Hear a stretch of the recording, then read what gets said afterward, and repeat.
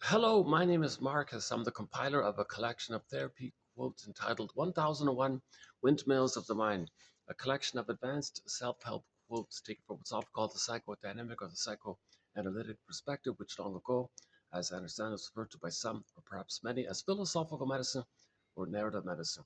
Nowadays, depth psychology or shadow work, shadow means something about you that you don't know. Hence, the metaphors, well, when you're walking, you don't recognize that there's a shadow behind you. You know there's a shadow, but you don't see it. So we have an unconscious, but we don't really see it. But it's there. It's the one who walks with me, who's not like me, who is me. Someone's, in other words, everything about you that you don't know, if you were to bundle all those traits up and create a fantasy character that embodies everything about you that you don't know, get your how you're traumatized, how you cope with the trauma, knowledge of the trauma, and create a character. A lot of knowledge there, a lot of gold that's kind of lost that's in there. And that's called your double self, your secret self, your shadow soul. And the idea is that the metaphor means you want to befriend this other character, the stranger within, so to speak, and get to know him and make links and bridges between the unconscious and the conscious. Now, in the unconscious, the trauma is timeless, but we in the conscious understand time. So we want to link timelessness with time. We want to be able to put some kind of time to the timelessness. Then the timelessness, the ghost of the timeless, hunting can be laid to rest, and it's processed, metabolized, recognized, formulated, constructed. Means we accept what happened. We accept the trauma. We mourned the trauma. We admitted the trauma. We accepted the trauma. The reality, right? Maybe mother had emotional dyslexia, emotional warping. She was impaired in some way. She didn't mean to hurt the baby. She didn't have a real self to be able to love the baby. It was her defensive false self that traumatized the baby. Because in her defensive mode, she's in repetition compulsion, symbolically trying to get the needs that she didn't receive when she was a baby. So she may turn to the baby and say to the baby, I made you to find me, you take care of me. Baby can't do that. Or the mother wants to recognize that she was traumatized. In an attempt to get her story, she traumatizes the baby in her attempt to know that she had been traumatized by her mother. So, of course, the baby's needs are not being met if the mother's dealing with her stuff. So the child, um, okay, so the part of the healing journey is to admit that the mother didn't really hurt the baby because there was no mother. I mean, the real, authentic, true, authentic mother, who she would have been had she been left, that's kind of missing. So in mystic fairy tales, they say the good mother died at birth. She was good to the baby when the baby was in uterus, but usually there's birth trauma with the removal of the cord, the placenta, and the gap like that. That's a whole topic on that area. So in the fairy tale, they say that good mother's not there. That's why there's a fairy tale. The whole fairy tale is about this, that there was no loving mother. All fairy tales are about this issue. It's the universal common monomyth of human beings that we're not getting the proper love needs met with our mothers in the beginning because the mothers didn't get it themselves. Intergenerational trauma they inflicted on the child because they're trying to know if that's what happened to them. They learned it, they don't remember it, so they recreate it in an attempt to remember. So ideally, mothers would recognize their behavior and how they learned it, and then correct themselves, kind of thing. By the way, this is a holiday around here, so let me take a quick peek here. I won't be able to stay here too long. Check this out. Hold on a second. Yeah, this is I'm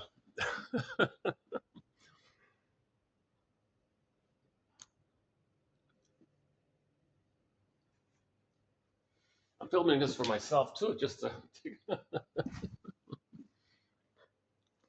Oh, there's a downstairs part too. Okay.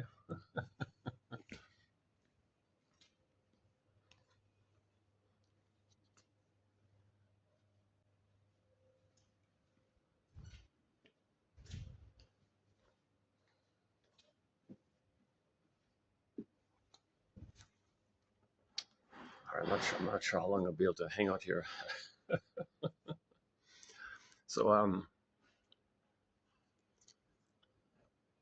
Um, so ultimately, a recent quote we posted on our topic on forgiveness. So we have 62 chapters. No, sorry, 63 now. Chapters, topics, ebooks. One of them being forgiveness, a key one, very important one. Understanding, saved by understanding.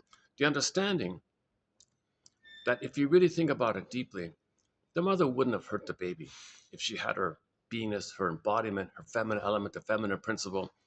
Okay, if she had her sense of feelings and her golden ball and her identity, she'd have ethics, morality, virtue, and the ability and the pleasure to love the baby. She didn't have that.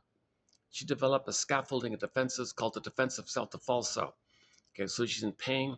She's has defensive needs, and because of the trauma the mother's in, she's got to repeat what happened to her. Thinking she can change the past, correct the past, get the love that she wanted her, that she needed herself in the past, doesn't work. But in the process of her being unconscious, she's repeating onto the child what happened to her because she's in a state of timelessness. I mean, the trauma took place in a part of the brain that doesn't know time. Neural circuits are in the part of the brain that doesn't know time. The survival brain doesn't know time. The amygdala doesn't know time. So there's a circuit there. Cry for love, mother rejected it, and you're repeating that. So she is like this part of us is like the puppet master. The pain is driving us. We want to get out of the pain. We don't know the pain because of the swoon. The swoon makes us numb to the pain. So we have the pain. We have psychic pain. We don't even know it. Okay, Emily Dickinson. There's a pain so utter. It swallows substance up. Then the person goes into a swoon. So that's the metaphor of the brain senses endorphins, puts us in a swoon like that. But the circuit's there. The memory's there. Okay, so the most famous line from psychoanalysis, we don't remember the trauma, we don't have the history of it, we don't know it, so we repeat in an attempt to know it. It's called experimental recollection. We're trying to remember. So the mother was traumatized. She's going to repeat what happened to her in an attempt to know what happened to her. Okay, she's going to cast her baby in the role of her. Okay, meanwhile she identifies with the aggressor. Okay, and treats the baby the way she had been treated, for her to observe that that's what the mother did to her, because she's imitating her, and she's got to know how the mother treated her, because she does what's called the Faustian deal, the Faustian bargain, the Faustian pact, identification with aggressor. When there's too much pain, the child identifies with the aggressor. Okay, so the mother was shamed by her mother. Okay, she's gonna this. There's a psychic representation of herself called the shame self. Okay, she doesn't want to feel this pain, but she's gonna repeat the thing. So she needs someone in front of her, so to speak, um, to attribute, to assign, to believe it's her shame self. Okay, it's going to be projected, repression, projection. So she doesn't want to feel the pain. So she wants to see her pain, quote unquote, externalized. Someone else holding it, scapegoating, okay, externalization, projected out, so she doesn't feel that it's within. Okay, so she needs a child around, okay, to shame that distracts her, that she feels shame within. If she doesn't want to feel the shame within, if she finds someone vicarious to play her, it distracts her because the child will be her and she'll be the mother. Faustian deal. She gets the power of the mother, but she's got to sell her own soul and their baby's soul like that. So she's got to meant to step back and say, what am I doing here? Where did I learn this? Why am I shaming my baby? So she doesn't want to feel that the mother shamed her, so she became the mother. Repetition compulsion. Mother shamed her, she becomes her, so she's going to shame herself. Herself project out the baby. Baby, you play me. I'm going to repeat the timeless thing. So since you're me, I'm the mother. Okay, my mother shame me. I'm her. You're me. I shame you because I'm the mother and you're me. That's part of the experimental recollection. The mother repeats in an attempt to get the story. So once again, she's meant to step back and observe herself and develop her conscious ego, her adult ego, her reasonable ego, and ask herself, why am I doing this? It doesn't make sense like that. So that's the nature of repetition compulsion.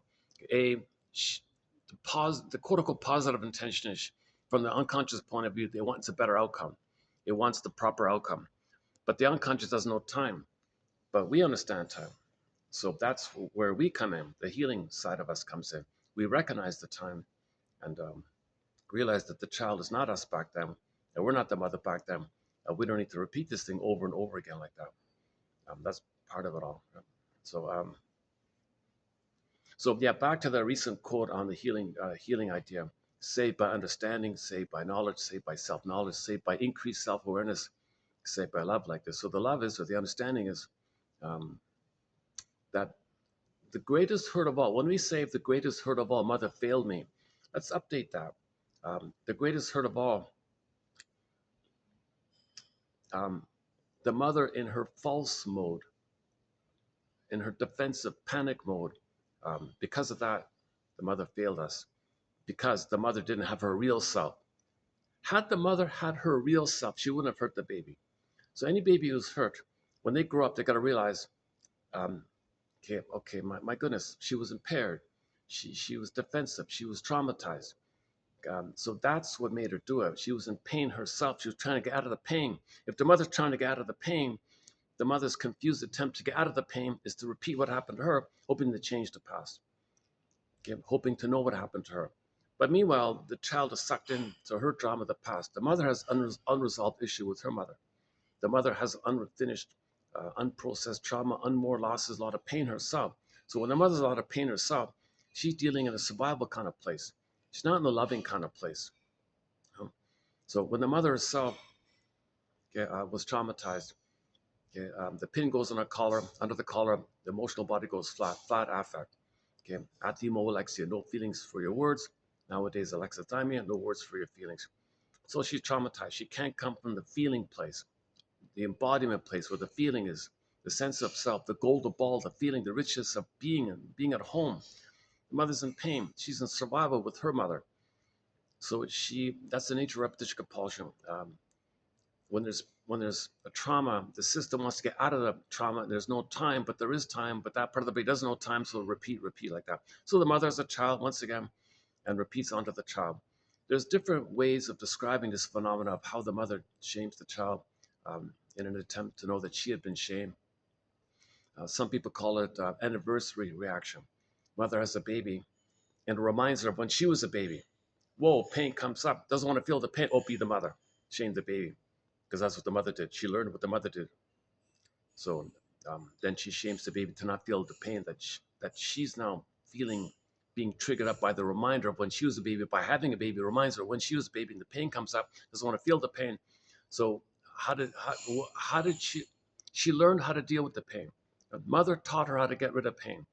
Okay? So mother shamed the child, and then the mother felt better because she was doing the same thing. The mother was also having an anniversary reaction, and this middle one is having an anniversary reaction. So she learned it from the grandmother, kind of thing. So she just imitates that. That's what she learned. That's what she learned. She's got to get out of the pain. No one wants the pain. So all defense mechanisms are maneuvers of the mind, things we do to get out of pain. No one wants to feel pain. All right. What's up?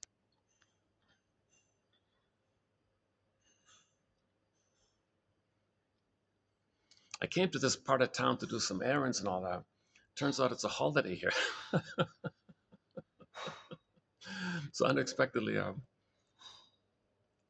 not even fully sure. I mean, I think this might be a sort of, this has got to be the main downtown core, I think, of the city. I don't usually come to this part. It was strange because there wasn't too much traffic today. What's going on today?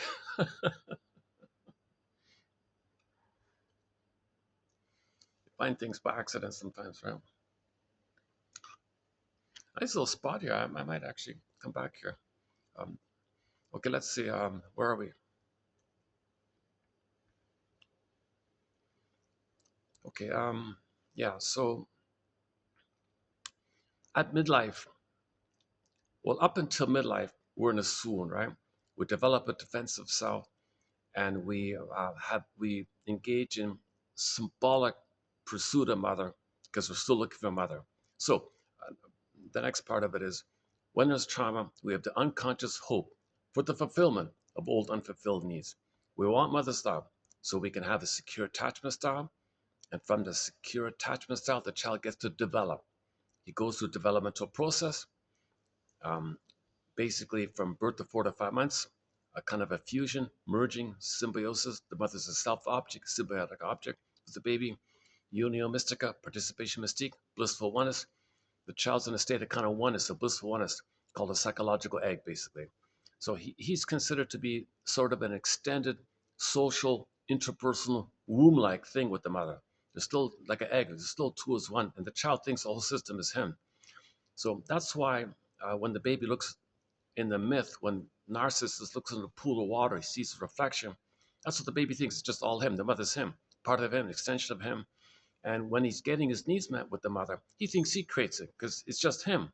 He needs something. Poof, there it is. He's an omnipotent, magical sorcerer. called unconditional hallucinatory omnipotence, omnipotence of thought, infantile megalomania. He's a magician like that.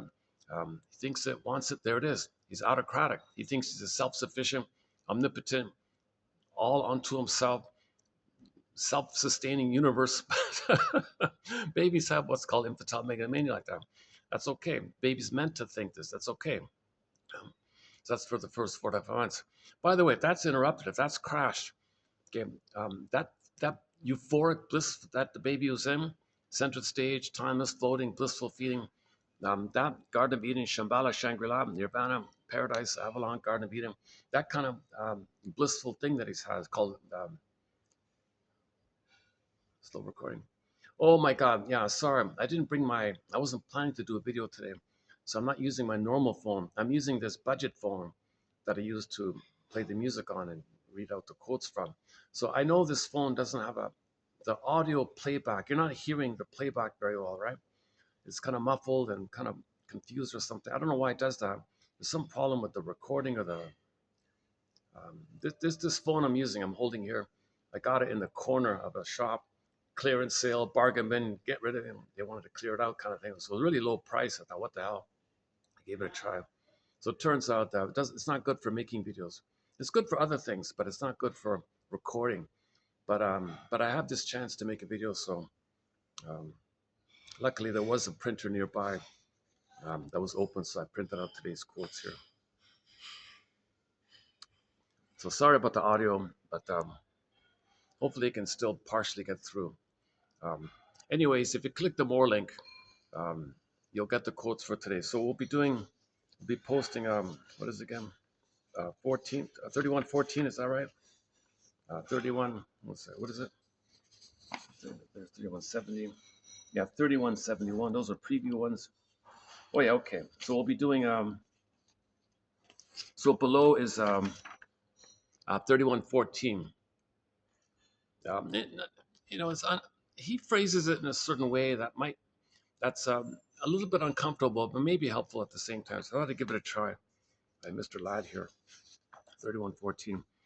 And if I get to stay here a little longer, I'll do a preview of 3170 and 71.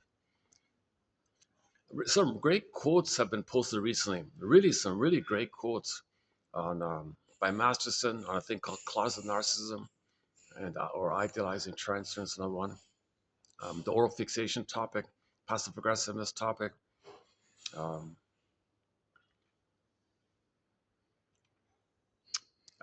we talked about the Twilight Zone show.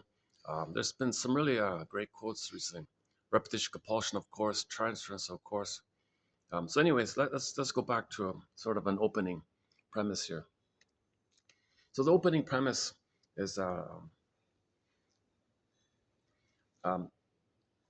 we're talking about developmental trauma, relational trauma, interpersonal trauma, attachment trauma, strain trauma, ambient trauma, where the baby's feeling self, his ontological self or sense of self, called the feminine element, the feminine principle, feeling at home with him, that part of the person. This is where we live. This is our identity, our core authentic identity, meaning our authentic identity, our real identity, our real self place. And with it is the golden ball, meaning we feel the warm radiance of being alive, i.e., aliveness of affect, a wide range of affect, needed affect, appropriate affect. So joy is the main one that runs there, called the serene, inexhaustible fullness of being. So you have this fullness of being. So you're home within. And when you're home within, it's called the feminine. When you have the feminine, then you're doing the masculine is ethical, moral, virtuous, and you can maintain the feeling in your sexuality, right? So love and sex are together. And the recent quote was that when the feeling self is squashed for example, in the narcissism character, the narcissism character can't self-activate the feelings. So if they're expected to have feelings in the intimacy, they can't do it. They so feelings is self-activation. But if somebody wants to bring feelings, they're reminded of the pain, so they shut down the feelings. So they can't bring feelings to the sexuality. So it's kind of separate. So the woman might say, or the man might say, I don't feel warmly connected here. Well, they can't do it. So one of the benefits of having your beingness, your embodiment, your ensoulment is that you bring that sex is like an extension of the, it's filled in with your feeling. That's called intimacy. So we all know narcissistic characters and so on cannot have intimacy. They don't do emotional intimacy. Play the song Constant Tourist by Lunik. Is that right? Is the band Lunik, did I get it right? Or the singer Jail, one of those two. She sang in the song, geez, I'm dating the guy. There's no emotional connection. I feel like a tourist. I'm always in the waiting room. We never connect like that. And there are other songs like that. So when the person, we live to the extent that we feel there, our beingness. See, somebody pointed out the promiscuity that a lot of people talk about. It's they want to bring back the feelings, but they can't. They shut it down, and you repeat the shutdown of the feelings. So you're repeating the shutdown of the feelings, and it's a repetitive thing. So they're manic like that because you want your beingness, you want your feelings, you repeat, chase, hope for it, fail, pain, chase again, hope, like then you push back the pain with the hope, fail, okay, pain comes back, chase, dopamine, chase. Um, there's a hope, so you feel better for a moment. It fails again. You're repeating the failure, and the pain comes up. Chase for the hope to push back the pain briefly, and then the pain comes back. You chase with the hope to give you the hope of the positive feelings that come up when there's hope. Then it fails. So you're repeating the disconnect between body and sexuality. Yeah. So that's an interesting quote recently posted, maybe 2 videos ago or 3 videos ago. I would check out those quotes. Um, Actually, that was in the preview mode. Go to 30. Check out 3170 and go back a couple. It's in. It's going to be in there because a lot of people are confused about this promiscuity thing. Okay. So Masterson explains it. I got it from Masterson's book called The Emerging Self. So the core axiom we're dealing with, if there's one summary kind of overarching kind of construct to think about, is what Masterson calls the disorder of the self triad, 3 parts: self-activation, real self-activation, including wanting to feel and bring love to the table, right? Including that. We're doing something in the real self, authentic self, the feeling area. Not survival area, feeling area. Okay. Your real interest from your feeling self. So self-activation, when a person as an adult tries to do that now, even you want to heal, even you want to make a nice statement, even you want to tell the truth to somebody, you want to be intimate with somebody, you want to trust somebody, or trust is a good one, right? Or tell the truth even. That's self-activation. Just be authentic. The moment someone tries that, it's going to trigger the memory that originally the baby had a budding beauty, an emerging self, okay, the feeling self, the emerging self, the budding beauty, and the mother squashed it. A lot of pain like that. So when the present, when you try that, it brings up the old pain called abandonment depression. Okay? So self-activation triggers the abandonment depression. Okay? That's all that fear from the past. Now, when you're reminded of the past fear, that's the antecedent, it comes to you, that old fear, participatory anxiety fear, comes to you through the body viscerally in sensation called anxiety or massive anxiety. So now you're feeling the massive anxiety. Now, whenever anyone feels massive anxiety, they got to do something to escape from the anxiety, the pain of it all. So that's called defense. Self-activation triggers abandonment depression, which leads to defense. And this third part, the defense, can take hundreds of forms. Okay, manic behavior, distracting yourself, changing the topic when you're talking, making excuses. Um, all the oral fixations are going to be there: smoking, drinking, gambling, and so on. Self-activation triggers abandonment depression, which leads to defense. So the recent topic, the recent good example of this was the closet narcissist. So let's just quickly review this one here. So when the child had originally self-agency, his embodiment in the very beginning, and the baby was curious or wanted something, mother crushed it. The child is taught that mother wants the child to be shamed because she doesn't want to feel her shame.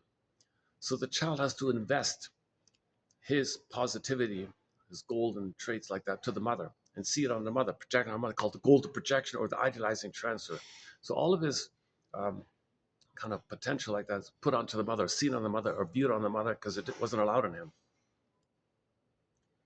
So he won't focus on himself anymore. The stamp is he's going to go through life idealizing others, called the idolizing transference, and wants to bask in the glow of other people being so idealized, to feel some kind of distant, safe pleasure, to connect with his grandiosity. Because the mother didn't allow the child's grandiosity. In the beginning, it's grandiosity for the child, and the mother's omnipotent. So they go through life thinking everybody's so amazing and they're no good. So they can't focus on themselves. So Masterson would say that leads to closet narcissism. Okay, they don't focus on them. So they over idealize others and bask in their glory like that. So they don't self-activate. They're compliant. They do what others want. There's the clinical picture of closet narcissism. Um, he describes in the book. There's a wide variety of forms it can be. It can express itself on the surface in a wide variety of ways. But the underlying thing of closet narcissism is that they don't want to invest in themselves. They don't want to focus on themselves. They don't want to know what they feel. So they're always outer focused. So Master would say to somebody with closet narcissism, in this area, if they're having problems in life. See, if the closet narcissist doesn't get their idolizing or vicarious grandiosity, if something interrupted and they're going to be depressed, right? So Master would say, um, it's so painful for you to talk about yourself, like focus on yourself and what's going on with you. So what you do to soothe yourself is to, focus on someone else. You're focusing on others too much. And that's how you soothe yourself. That's how you regulate the pain and restore your grandiosity. Oh, people are coming here. Just some stuff. Or,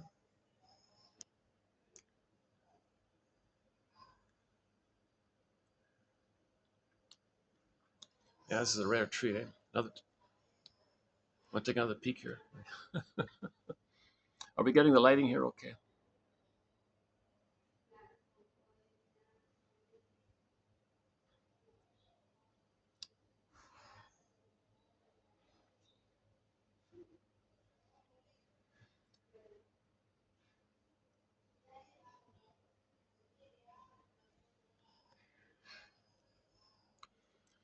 Okay, so the psychic structure of the narcissist is the self-representation and the other representation are still fused. The babies, they're one. Remember, Unia Mystica, they're one.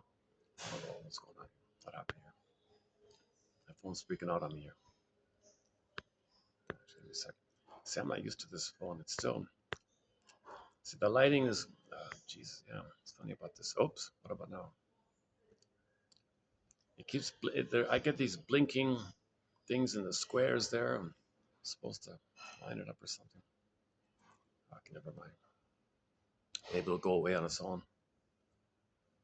What if I do that? No. Is it self-correct? No. Um, a little distracting.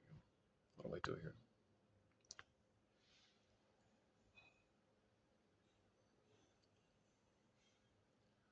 Okay, let's just get used to this for the time being. Okay, so imagine two coins like on each other, like touching. Okay, you got the self, grandiose self, fused with the omnipotent other.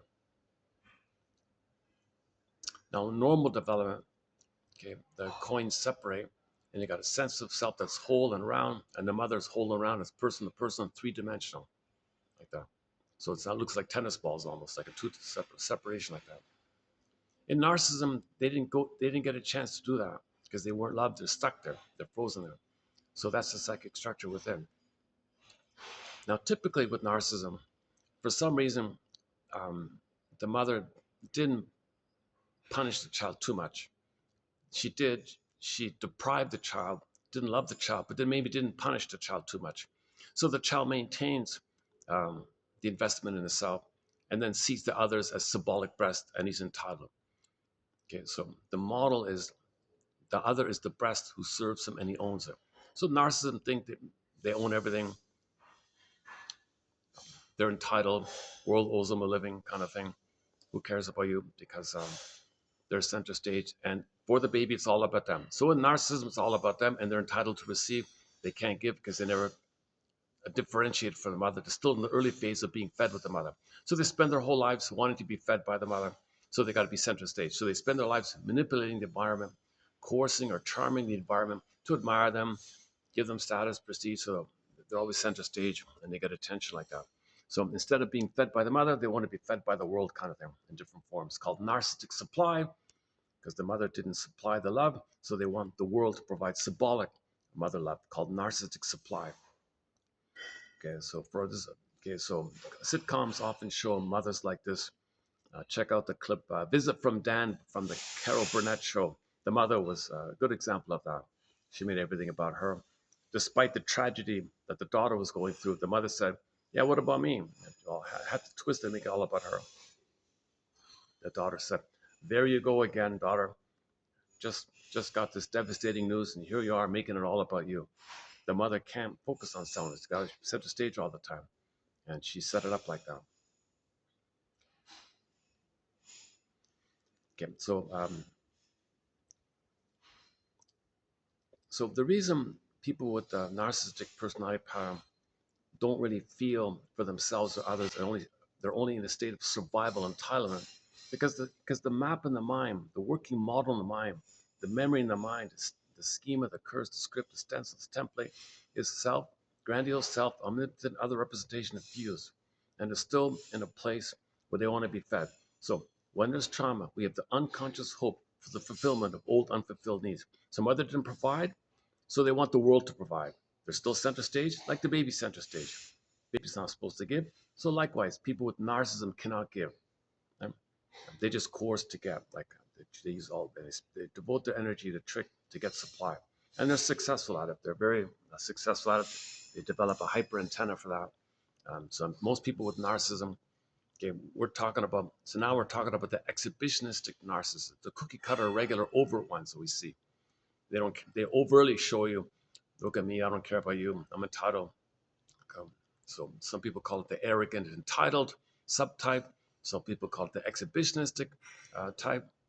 Some people, oh my God, today in the preview of 71, somebody called it the masculine type versus the feminine. Somebody made a stereotype that men typically in the narcissistic realm, just from an long ago stereotypical point of view, men would be the exhibitionistic one and women would be the closet one, the covert one, the hidden one. Right? And that's not true anymore. But um, um, so anyway, let's just stick with exhibitionistic one or the overt one, let's say. So for some, so they have the emotional investment still in the self-representation that they're grandiose and they want to be fed to get out of it. The positive intention of their selfishness or egocentricity is to be fed, to get mother's love, but the present isn't the past, but that part of it is no time. So they blindly want everyone to feed them, nurse them, milk them, give them supply as symbolic of mother maternal love goods. They want narcissistic supply from the environment as symbolic of the mother goods from the mother. Libidinal, like mother's libidinal life force love, not just milk, but her soothing, her recognition, her acceptance, her mirroring, seeing the child, accepting the child, delighting the child, welcoming the child, soothing the child, being there for the child, letting the child feel safe and present and welcome, all that kind of maternal supplies. So missing maternal supplies leads to lifelong search for narcissistic supplies from the environment, power, prestige, um, and so they're workaholics usually. They're very greedy for money, avarice, can't give, not charitable at all. They feel entitled to receive. And if someone doesn't supply for them, they think that the breast is not behaving, so they get enraged. So they demand others to supply like that. And if really they still can't get, if people don't comply, then they click to the other side.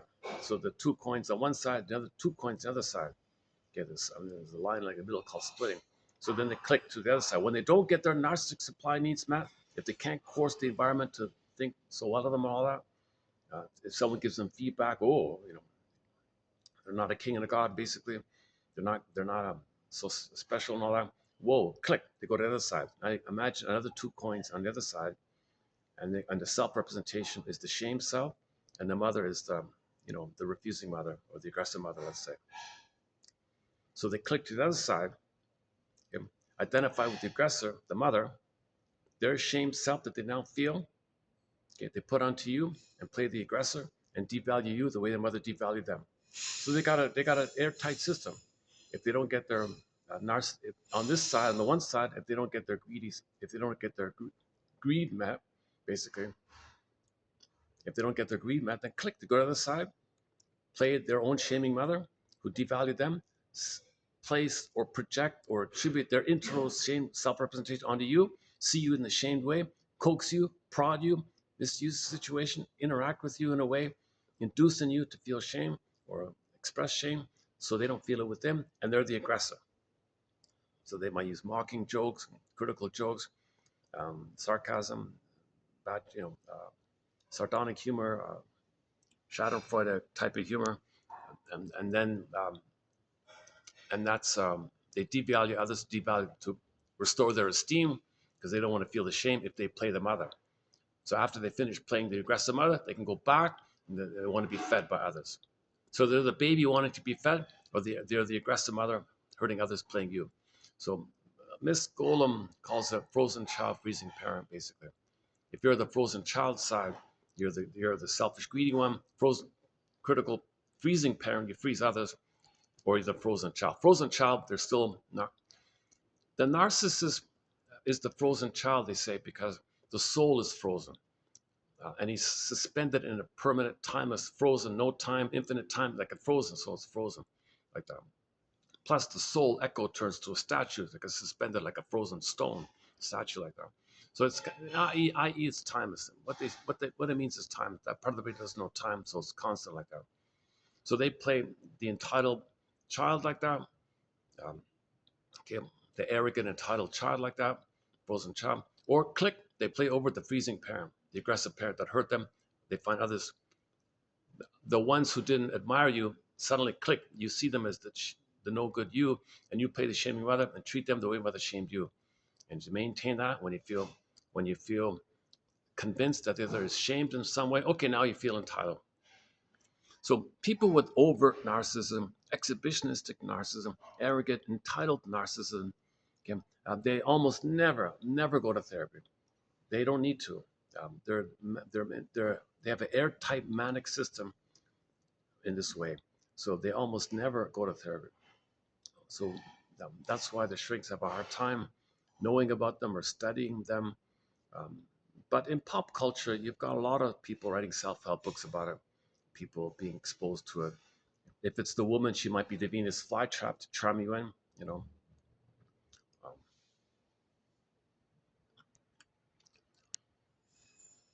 okay, so that's one subtype of narcissism, the exhibitionist one, or the quote-unquote traditional male one, the toxic masculine one. Those phrases aren't too helpful, right? Okay, so now, recently, in the past couple of videos, we talked about closet narcissism.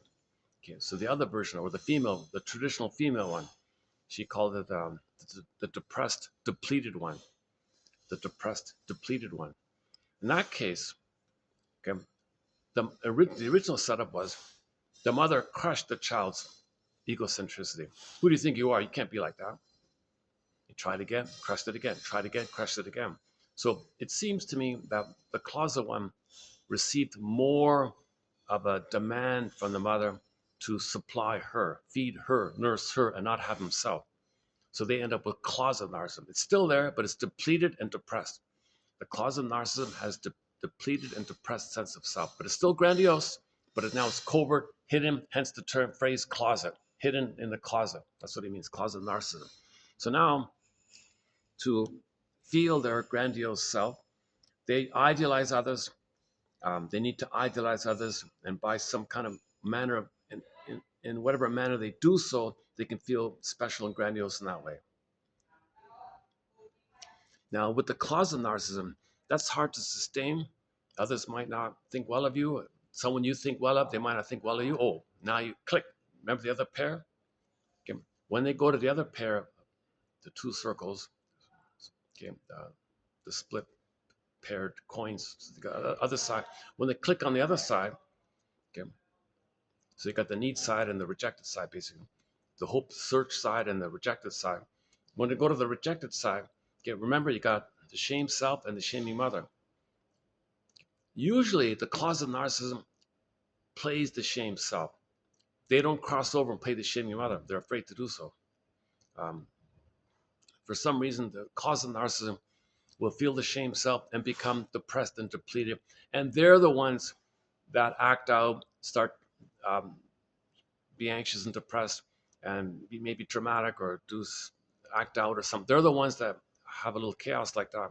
Hence, the confusion between closet narcissism and the higher functioning BPD, the roller coaster BPD ones. Sometimes the closet narcissist types, when they're triggered and don't get their supply, they resemble superficially maybe kind of like how the higher functioning BPD freaks out with their soap opera stuff.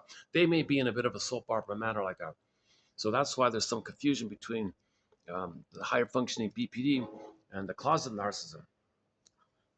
Um, because if you think, if you see somebody triggered, if you see the closet narcissism triggered being a little dramatic, and you think they're high functioning BPD, it's not going to work to just treat them in a manner where they have a little more strength and a little more self agency. They don't have it. So that's why it works. They might comply and agree with you, so it doesn't work. So if you catch yourself, wait a minute, they're not BPD, they're not high functioning BPD, they're closet narcissism. Oh, then when you get to that point, then you engage in mirroring interpretation of narcissistic vulnerability. So Masterson would approach somebody with a closet narcissism in that manner. It's so painful for you to focus on yourself. And what you do to soothe yourself is fill in the blank, whatever he does. Reach for cigarettes or something. And just keep pointing it out to him. And he's not focusing on himself, and he soothes himself, so he feels important, narcissistic vulnerability. So you're placating to his special power. Yeah, you do that. You're in pain, but you do something. So it's a bridging like that. Narcissistic interpretation, mirroring interpretation of narcissistic vulnerability. So you mirror them, you see them, uh, you point out to them that they're special, but they're in pain, and they do something that's so they're important. So it's a very subtle kind of phrasing. You got to read his books to get it down. I still haven't. You got to time it right. It's a bit of a craft and a sensitivity on when to say something like that to somebody. Friends say stuff like that to each other. You know, friends say, "Yeah, you're upset. You're upset by that. What he said." And I notice what you're doing. You're running to the fridge to get another beer, right? Yeah, you're right. Yeah, I'm upset, and it bothered me so much what he said, and now I find myself running to the fridge. So friends might intuitively say things like that.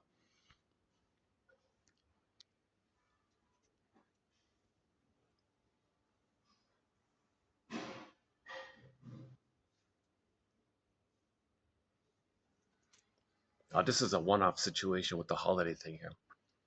If I could do this regularly, oh man, this would be an incredible office to do these videos regularly. Maybe I could like, see, I try to turn it around, but the lighting, see, you can't get the background right. With the, it doesn't work with the lighting too well, does it? If I do it like this, right? Actually, maybe it's not so bad after all. Does it work if I do it like this? Yeah, so let me just test the light. Let me on the playback. Let me see if the lighting was okay like this. It's too dark. I see it. It's too dark the way I see it here, but maybe on the playback might not be so bad. Well, that seems a little okay, right? Oh, that's ideal, right? Well, that lighting's good, and we get a bit of a.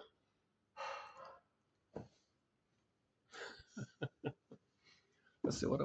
The view here isn't. Yeah, there's just buildings here. If I do it this way, I can never mind that one. I wanted to get the park. Can I get the park? All right, all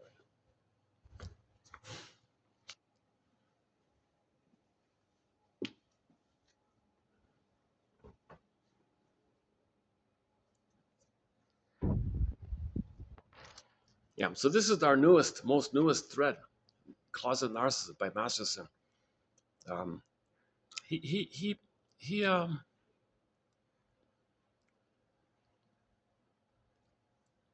it's not perfect, but it does give you some sense of why some people who look very polite and compliant but you offer them a feedback and they get a rage or something, then they get upset. These are like the perfectionistic types, addiction to perfection types, like maybe a little sometimes prim and proper. That might be one version of closet narcissism. Not necessarily. They can dress in a sloppy manner. There's no You can't tell by the behavior or appearance at first sight if they have closet narcissism. Right? Number one, the clue is they don't integrate your interpretations or feedback like a regular interpretation. They don't integrate it. They don't develop a relationship with you. They don't connect with you by that manner. So that's a clue that they're rejecting you.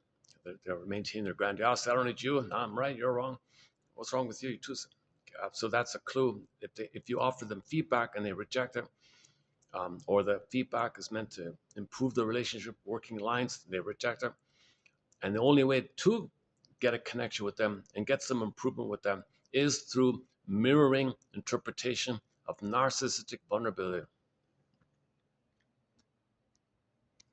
So somebody complains about something and they're afraid to do something. It's so painful for you to consider following through with your plans. And what you do to soothe yourself is to withdraw and wonder about what if it could have happened. So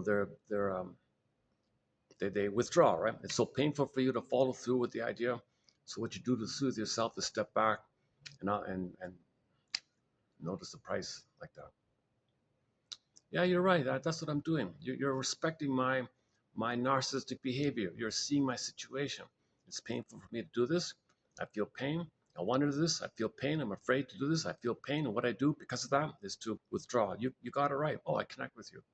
So the narcissist, a person with closet narcissism, will connect with the helper or the therapist if that kind of thing takes place. Mirroring interpretation of narcissistic vulnerability. Masterson has made many contributions to the therapy process, that just being one of them among many. The axiom mentioned earlier is another one, and other points. The relational unit's another one. Closet narcissism.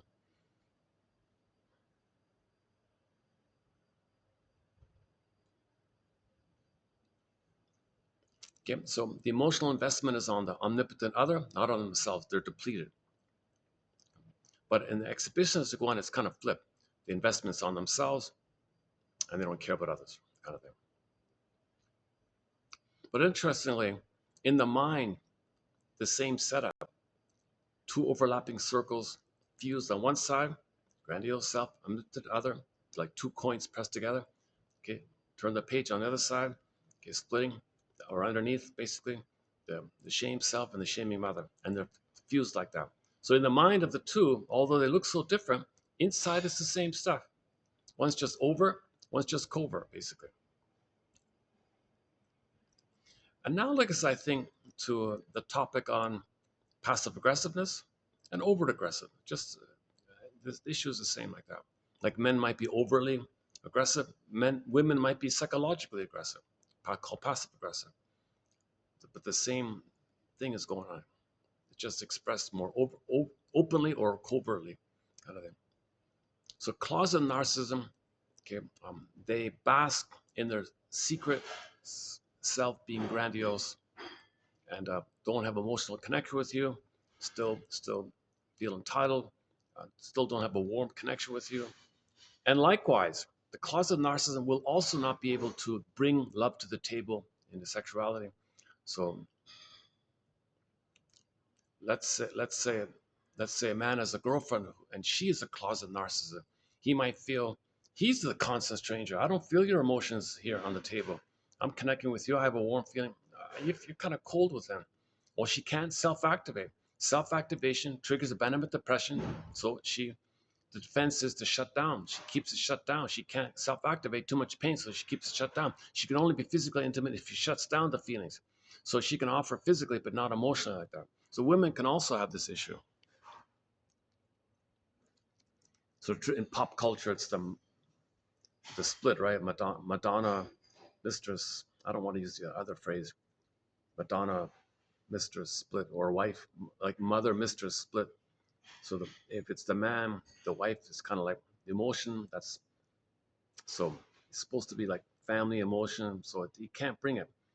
So he's got to have a mistress whom he thingifies, no emotional commitment, no emotional expectation, no requirement on his part to emotionally do something for her. So he's very active physically, like that. And women might do the same thing, right? So the woman might be married, but she has a secret, the famous thing, right? She has a wealthy man at home, but then she sleeps with the gardener or whatever it is, and there's no emotionality there, something like that. So women have the split as well, right? Mind body split. That's a symptom of trauma.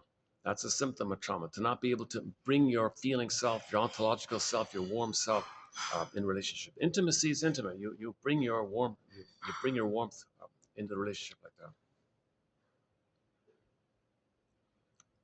Now, other capacities of having the authentic self, the real self, okay, there's a whole long list as described in Masterson's book called The Search for the Real Self. He's got the 10 capacities of the real self. I won't run through them here now, but you know what you like, you know what your interests are, you feel okay with them, you don't feel guilty to express yourself. It's a meaning to express your real self. That's what he means by meaning. It's meaningful to express what's unique about you, what's real about you, the expression of your real self. There's a um, warm contribution, and everyone's better off like that. It's meaningful like that. You're enriching like that. It's generative. It's like you're generating, like a little sun kind of thing, right? Um, and so on down the line. You can make I statements. You can apologize if there's a mistake.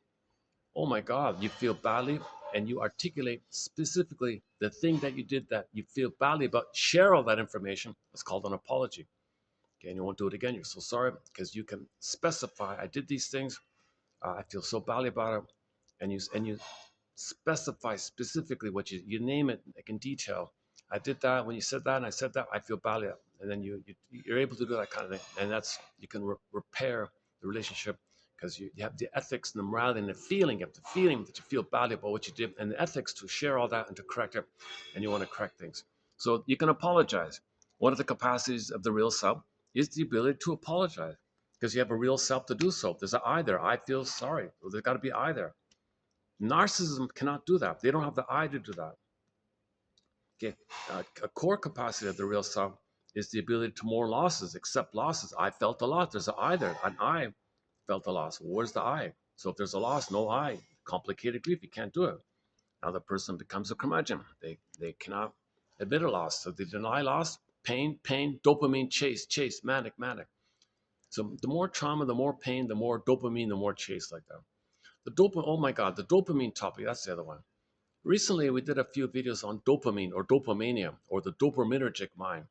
I highly recommend that topic we covered here, mainly by Previk, and popular now on YouTube is Miss Lemke and a couple of others. The book called Molecule of Dopamine, the Molecule of More, when they translated that book in Romanian, the publisher switched the title and called it Dopamania. I much prefer I much prefer that title. But anyways, the molecule of more, chase, pursue. Dopamine's chase for mother. Because you have no mother. You're in pain. You got to get mother. Chase. The chemistry of chase means you got to get mother. You're in pain. You'd perish with no mother. The baby would perish with no mother. Baby's in peril. He's going to perish. He's in pain. He's in panic. He's in fear. Dopamine. Where's mother? Where are you, man? Chase for mother. The chemistry is dopamine. But wait a minute. You're not in the nursery. You spend your whole life chasing your mother, but you're not in the nursery. But that dopamine is released by the survival brain. So all you got to do is look for mirages of mother. The mirage doesn't work. So the greed is the mirage of mother. Now, yes, in the pursuit mode, with the fantasy mode, if you think something might be mother, that can trigger when you had mother, even if it was just in the uterus. When you can trigger up the good old days, okay, enter the joke, we spend the first 9 months of life trying to get out of the womb and the rest of our lives trying to get back in. Interesting joke like that. Um, so when you chase for something, the cookie, the wine, the ice cream, the material, the things you buy, okay, that's meant to trigger the memory when you were once the mother, something symbolic mother. So this is done by what's called conscious or unconscious associations with mother. Mother's supposed to be sweet and warm and material. That's the money, the material. The bus, the shopping is big. Okay, it's supposed to be, smooth. Might be yogurt, and whatever it is. Right? The unconscious thinks differently. So you want a mother's sweetness and soothing. So it might be ice cream's a common one, right? But anyways, when you're chasing for a symbol mother, all you're really doing, mainly doing from a fantasy point of view, is using that thing as an ATM, addictive trigger mechanism. You want to trigger the time when you were with mother. If you can bring up the good old days in the uterus when you were blissfully one with the mother, then from bringing up those old memories, fantasies, memories, good old days, fantasies, it can release in the brain oxytocin, serotonin for a blipping moment, for a moment. When you trigger up the old oxytocin, serotonin from the good old days, the pain you're feeling pushes back. You know, now that's just a blipping thing. The pain comes back. You want to get out of the pain. Chase for something to trigger the good old days, which brings up the fantasies, which brings up the good chemistry, which pushes back the pain. Okay, pain comes back. Dopamine chase for something to remind you of mother, to bring up the fantasies of when you had mother, which then in turn brings up the chemistry, the good chemistry feelings of when you had mother, i.e. oxytocin, serotonin, which then pushes back the pain. Pain comes up again, and likewise you do it again. And you're in this cycling process where you got to chase fantasies, good chemistry, pain chemistry goes back. And you're repeating this thing, and that's why we're plundering the planet for a quick buck, self-devouring society. We're greedy like that because we got to push back the pain. Why? Because we can't enjoy anything that we get. Why? Because in trauma, the set points in the brain of oxytocin and serotonin are too low. They're too low. Okay. Janoff's take on repetition compulsion is you repeat, hoping to correct the set points. Interesting, simple way of saying it. You want to correct the set points. But you're not in the nursery. No thing in the present is mother in the nursery. The set points are still there. So all you're doing is fantasy, good old days, which blips up the ancient times, which blips up the good chemistry of the good old days. Remember, fantasy can trigger chemistry. When you trigger up when you draw on those old fantasies, the chemistry of oxytocin is like blipped up, then the pain goes back. Because the pain chemistry is fear, stress, emergency. But when you get serotonin, oxytocin, you're loved and you're safe, so you don't need to worry anymore. Worry comes back. I want to feel loved and safe to push back the fear.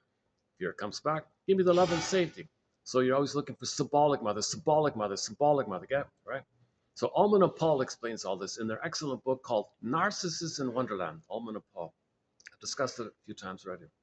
In the short section, if you want a summary of this topic, it's entitled The Dopaminic Oral Fixations. I call it the dopaminic oral fixation, a two-parter.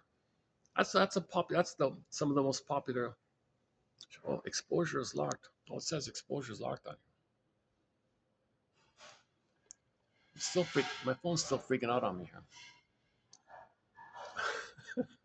I much prefer my old budget phone. The phone I normally use for these videos, it's an old kid's phone. It's a great little phone. They don't make them anymore. It's called the Honor 8S. Man, oh man, that's a great little phone. It's like a mini phone, like a pocket phone, light as a feather, fits in your pocket. Great little phone. I'm still using it. This clunker looks promising, but it's not. I had no idea I'd be doing a video today. Son of a gun. This is going to be errands day. Do all my little errands.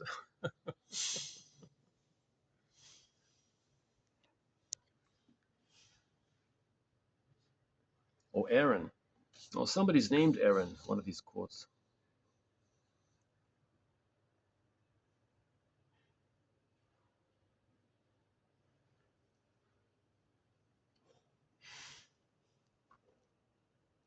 Okay, so what I just did was a sort of a sample of what was recently covered. Closet narcissism, dopamine for the chase, serotonin from the chemistry, Ullman and Paul. Okay, repetition compulsion, wanting to change the past. Present is not the past. You repeat to know the past. Make the inference that what you're doing is a reflection of the past, replay of the past, contemporary redo of the past. Um, And the reason you don't realize it's the past, because you have a demand to change the past. So to fool yourself and not know, um, because you can't handle the truth yet without a caring witness, without consciousness, because you got to grieve, you got to feel safe with somebody. So to protect yourself from the pain that will come up if you know the truth, you got to lie to yourself, called rationalization.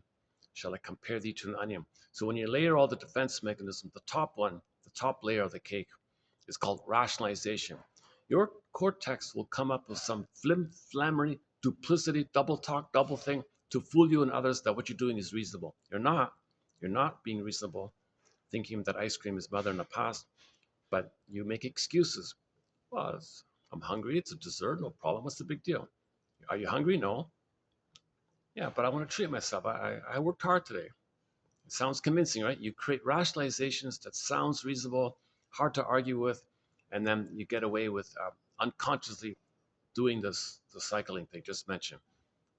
Okay, trigger the memory. Use the ice cream as an ersatz self-object, symbolic breast. Okay, 8 addictive trigger mechanisms. Trigger the old fantasies. When you were one with the mother, when you're one with the mother, when those fantasies come up, when those memories come up, then you get the chemistry. You're not addicted to ice cream. You're addicted to the chemistry that comes up using ice cream as a triggering, like a flinting thing to bring up the old feelings. So rationalization fools you and others because you don't want to know the truth yet, right? So some burglar says he likes to confront people's rationalizations. People with narcissism cannot handle that, so they don't go to therapy. Right? You need some kind of ego, some kind of honesty with yourself, some kind of desire to heal, some kind of confession that something's wrong. Then you can face somebody confronting your rationalizations. So I just mentioned the layer cake. So just briefly, a huge topic. It takes a long time to go through it, but just to mention the table of contents of it. The first defense mechanism the baby does when mother fails him is send away his soul. The metaphor of sending away his soul is, well, you create a symbol of the soul. Usually the princess is a symbol of the soul. The soul meaning embodiment, feeling real and alive in the body, the feminine. So they would say, like the moon, moon, sun, yin, yang, moon, sun. They would say feminine, masculine. The feminine is the presence, the beingness, and the sun, the bright, shiny doing. So they'd say like being and doing, okay? Feeling and being, and then doing and active. Yin and yang, right? So the being would be the yin or the feminine, okay? And then so when the feminine, the being is wounded, you see, you symbolize the being, the feminine, with the princess, the yin, the feminine, the being, put it all together. It's something real, but we don't really see it. So we create a symbol that we see, but it's not real. The symbol, the fairy tale symbol, is not real, but it points to something invisible that's real. We want to link and be able to identify something that's real, but we don't see it. So create a symbol so we can see it. Symbols are not real. So the symbol is you got a princess. Okay? You personify the feminine quality, being and body, just make it feminine. I think maybe long ago, women were considered to be still and calm when they nurse the baby. Feminine women, maybe it went like that. The men have more testosterone to dopamine goals, so that maybe that's something like that. Okay, so you take the feminine, okay, make it a princess. So the baby, this princess is also known as the budding beauty or the emerging self, the feeling self, the emerging self, the budding beauty, the princess. Okay. So when trauma takes place, the baby says to himself, I got to protect myself. So the baby says to his own soul, soul of mine, please, princess, please morph into a bird and fly away, or morph into a fox or a deer and run away. Go, take off. I can't protect you. I got to hide you. I got to exile you. And I don't want to know where you are because mother will know. Go where I don't know and therefore mother doesn't know. Just go, and at midlife, I'll find you. I'll look for you midlife. In the meantime, you got to go. So he wants to protect the soul by hiding it. Sad state of affairs, right? Okay, so one image for this is just mentioned. Okay, the princess can be locked in a tower. Snow White's in a coma in the forest. Okay, Rapunzel's locked in a tower, and the tower's in the forest as well, or morphing into an animal or flying away like that. Sometimes the earth opens up and Miss Core, the core of the person, the soul of the person, the heart of the person, the soul of the person, Miss Core, earth opens up, she gets pulled down.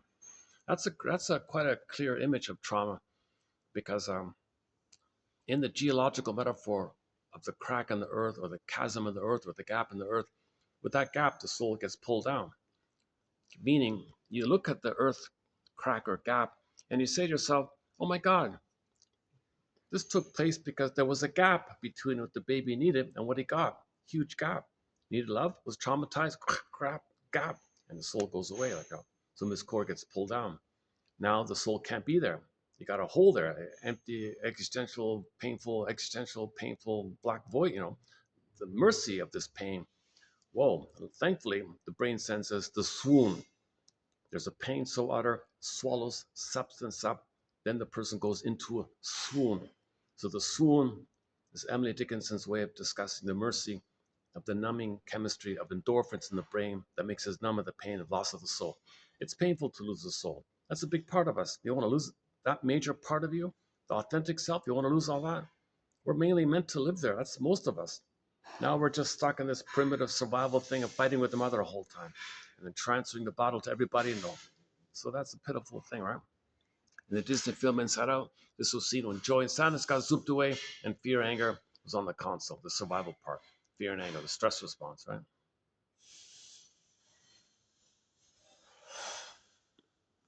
Okay, so defense mechanism number one, soul fly away. Defense number two, okay, brain sends you the swoon. Okay. Now, underneath all this, at the same time, underneath all this, the babies, or in the interim, or in the meantime, at the same time, meanwhile, in the psyche, meanwhile, in the soul, meanwhile, in the system, the baby's enraged at the mother, but the mother didn't pick up the signal as an SOS for love, so the baby's anger and rage turned in on himself. Now, the baby's got to feel some link to the mother. The baby's anger to the mother hitting on himself, that's a link to the mother. Now he's got to accept his own anger at the mother as some way to contain himself or think there's some kind of mother. He's going to turn to himself, his own anger at the mother, and think that's the link to the mother. So how does the baby deal with that now? His rage at the mother, hitting himself, rebound like the river rebounding him. Okay. So the baby wanted to live, LIVE, tension, fear, final pathway, anger. While the rejects anger, turns in. Now he's turning to the anger on himself. Okay. And then that's his attempt to hold himself, contain himself, think there's some kind of link to the mother. The anger at the mother is the link to the mother, but the anger goes to himself. How does he deal with his own anger to the mother, hitting himself? Okay, in the imaginal world, there's a monster now. His own anger poops into a monster called monsters of the id monsters. Now I got this monster attacking himself called the inner critic, the persecutory object, the bad object, bad. Okay. So how does he deal with this? That's his mother. Mother's attacking him. It's his rage at the mother attacking him. But how does he deal with this? Okay, enter the next defense mechanism. The baby's got to sugarcoat this. He's got to nullify this, even though it's taking place. He's got to fool himself. Because somebody said in the brain, pain and pleasure are the same. So play the song by Pat Benatar, Hello Sir Children. In the eyes of an abused child, love and pain are the same. So somehow the mechanism takes place with the pain the baby's feeling. He's going to become a masochist, psychic masochist. He's going to enjoy it. That's the way to trick himself. That's the way to deal with this. Make it pleasurable. Doesn't hurt me. I'm not suffering. I like it. Sad stuff. This is quote unquote a major crime in the psyche, a major crime in the psyche. So the organism, now he needs another, that's defense number 3, right? Now, how does he deal with that? How does he deal with this perverse situation, being a masochist, psychic masochist, always feeling mother hurting you, always feeling A, mother hurting you, rejecting you, A, your rage at her, attacking yourself, and they got to make it pleasurable. Oh my God, now what? Okay, enter the next defense mechanism called pseudo-aggression or confession to a lesser crime called the rescue station. Shall I compare thee to now? I got the next layer of the cake. He's going to call dysfunctional living. This whatever dysfunctional living he takes, that's the confession to the lesser crime. It's all there to protect the setup. He's fixated at the rejection point. He's fixated at the psychic masochism, but he'll cloak it over with pseudo-aggression, pseudo-living. So he'll be active and important And so all the oral fixations are there, dysfunctional living is there, repetition compulsion is there, um, narcissism, personality is there, BPD, bully pattern, Iago pattern, so clinging, any dysfunctional way. Whether or not that dysfunctional way is quote unquote sublimated, so society gives you rewards for it, or it's not quote unquote sublimated, and you don't really get the benefits of society's approval. Either way, you're still in the rescue station as a cloak to cover up the fixation point of making pain pleasure. You don't want to know this, nature crime. Okay, so you want to repress it, bury it with the manic dopaminergic. Now that's why dopamine kicks in. Dopamine, go, chase, pursue, whatever you're doing. So whatever dysfunctional thing you pick up or learn or whatever, you're gonna depend and be addicted. You're actually going to become addicted. So the quote today below, he calls it addicted to self-hate. So I'll clarify that in a minute. But so mother hated him. He hates himself. Addicted to self-hate. It's going to be addiction. Dysfunctional living is addictive living. Addictive behavior, addictive living, addictive thinking. It's addictive because the pain with the mother is the bliss with the mother, but the pain is there with the bliss. You need the bliss. The pain gives you the bliss, and you're addicted to the bliss because that's where you're frozen at with the bliss of the mother, but it's pain. So you're addicted to the bliss, but you got to get the pain. Dysfunctional living gives you the pain. So the rigmarole is that the person's going to be active in some way. Okay, let's say he's a smoker, put it simply, or a narcissist, whatever. The rigmarole, whether or not he's a successful narcissist or a failed, that doesn't matter. Okay? The rigmarole is he's protecting the underneath thing where he's fixated, tied to the mother, loyal to the mother. All dysfunction, all oral fixations, all repetition compulsion is loyal to the mother, loyalty to the mother. Okay, you're loyal because you think as a baby, you thought as a baby, your mother wanted you to save her, correct her, cure her, because the mother said to you, baby, my mother didn't love me, you love me. Baby wants to have a loving mother. Baby wants to get along with the mother. Okay, mother, I'll do what you want. Because the baby also wants to have a loving mother, so you got to fix the mother first to get a loving mother. So he'll be loyal to maintain the ongoing effort to save the mother. Isn't it bittersweet, says the Twilight Zone. On this point, go to the Twilight Zone show called One Life, Furnished in Early Emotional Poverty. Go to the closing narration. Go to the closing narration of that episode. Isn't it bittersweet about this? That you're dysfunctional, loyal, self-sabotaging, self-defeating. Yes, you fool yourself. Yes, you make excuses, rationalize it. Isn't it bittersweet that you're still trying to save the mother? They said you're trying to justify yourself to your mother. Mother, I'm okay, right? You're going to love me one day, right? You want me to be unhappy so you don't feel your unhappiness. Isn't it? Are you going to love me one day if I do this? Isn't it bittersweet that you're still trying to save your mother? Even she might be long gone. You might be in the nursing home and you're still doing this. Isn't it bittersweet that you spent your whole life trying to fix your mother? She's not even around anymore. So the episode also asked the question, let's say you admitted this.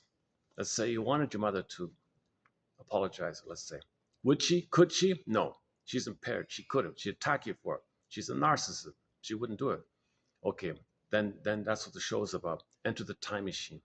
The guy went into a time machine to his childhood and saw the whole thing. He interacted with his younger child self. He interacted with his own parents. The parents didn't recognize him. And he said, oh my God, I get it now. I get it now. I decided these things. I made up these decisions based on what happened. I'm the master of my fate. If I decided this, I'm the master of my fate. If I decided this and I decided this, that's the great secret. You're the master of your fate. You're the captain of your soul. If you can appreciate this kind of quality, it can free you. It can free you of dead cargo from the Twilight Zone. What a great line. It can free you from a useless burden. A useless burden. Isn't it bittersweet? But it's a useless burden. It's a useless burden to spend your life still trying to fantasy, trying to save your mother. She's not even around anymore. Still trying to save her. Dysfunction means you're still trying to save her. If you're still dysfunctional, okay, and your mother's gone, okay, whoa, that's a useless burden. That's a useless burden. Even if she's alive, doesn't matter. It's still a useless burden. Okay, on the point about why mothers won't apologize, there's another Twilight Zone episode. Okay, okay, we can go on. We can keep on going on the Twilight Zone episodes. What's that? Where are we here?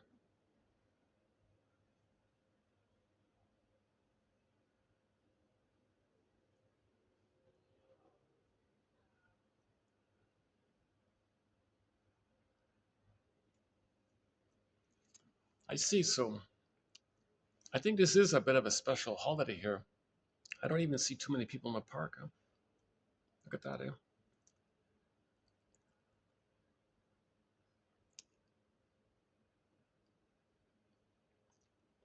Takes me a while to get to this kind of end of town, but still. Okay, okay. And this is quite a view, eh? My goodness, this is a nice spot. My goodness.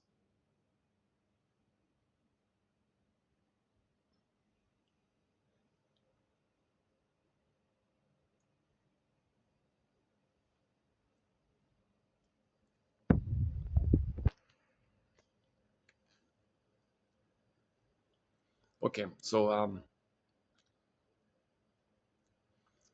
so we were talking about the cake thing. Shall I compare thee to an onion or a layered cake? Baby sends away the soul. Okay, baby's brain floods him in the swoon. Okay, soul flies away, pin in the collar, swoon. Anger in on himself, pleasurizes it. Major crime cloaks it with dysfunctional living, which protects the mother. Now you're in this rigmarole setup. You're in this rigmarole setup of repeating, searching for symbolic mother, being dysfunctional, whatever form it takes. Benignly, others disappoint you. Okay, perversely, you play the mother and disappoint others who are you. You're just repeating the thing in the past. Frozen child, freezing parent. Okay, psychic splitting is involved in this process, the either or. So embedded in the layer of cake, the baby's going to do either or. Remember the coin, the two coins, the parts grandiose self, split, part shame self. The split, right? Part omnipotent other mother, fused with that part self one, okay, and then part other shaming mother fused with the shame self. It's got the split. You want to bring those two. You want to. So I've got four coins, right? Two fused here, two here. You want to bring it together. That's called a both am. You gotta in the healing process. You gotta both am. You gotta find the third side of the. You gotta have both am, and then you gotta separate so you get two tennis balls, three dimensional.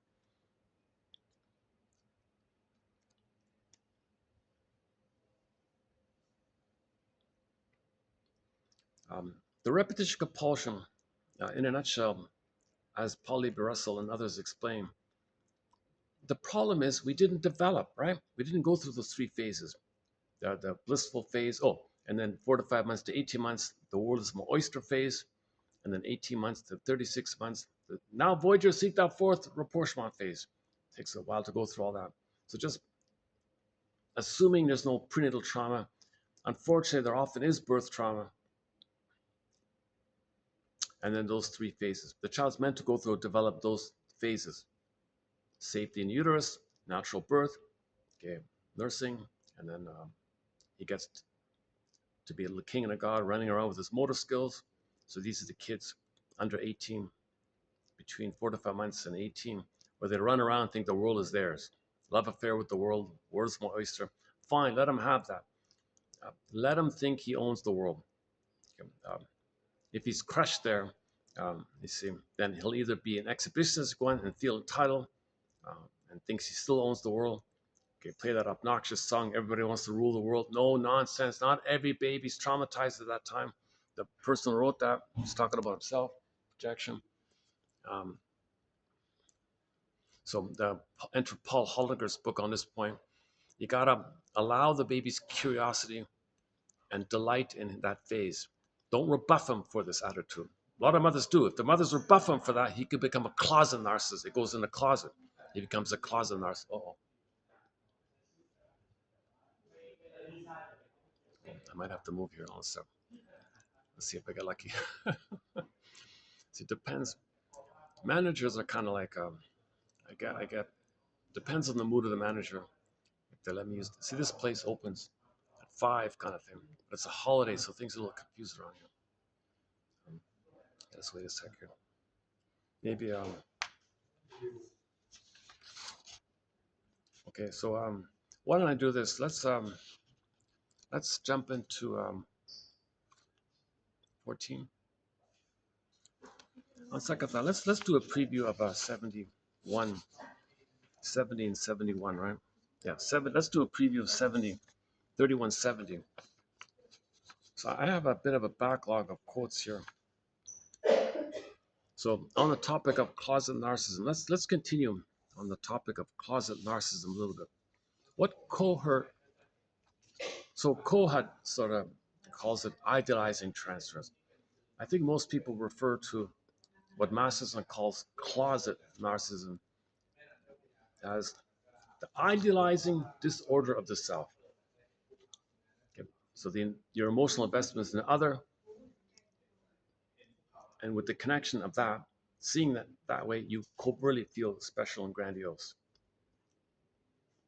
You don't accept your real self-activation. You're still, the narcissist is still also an entitled infant. The closet narcissism is just a covert entitled, and they feel it by assigning someone else in the omnipotent way.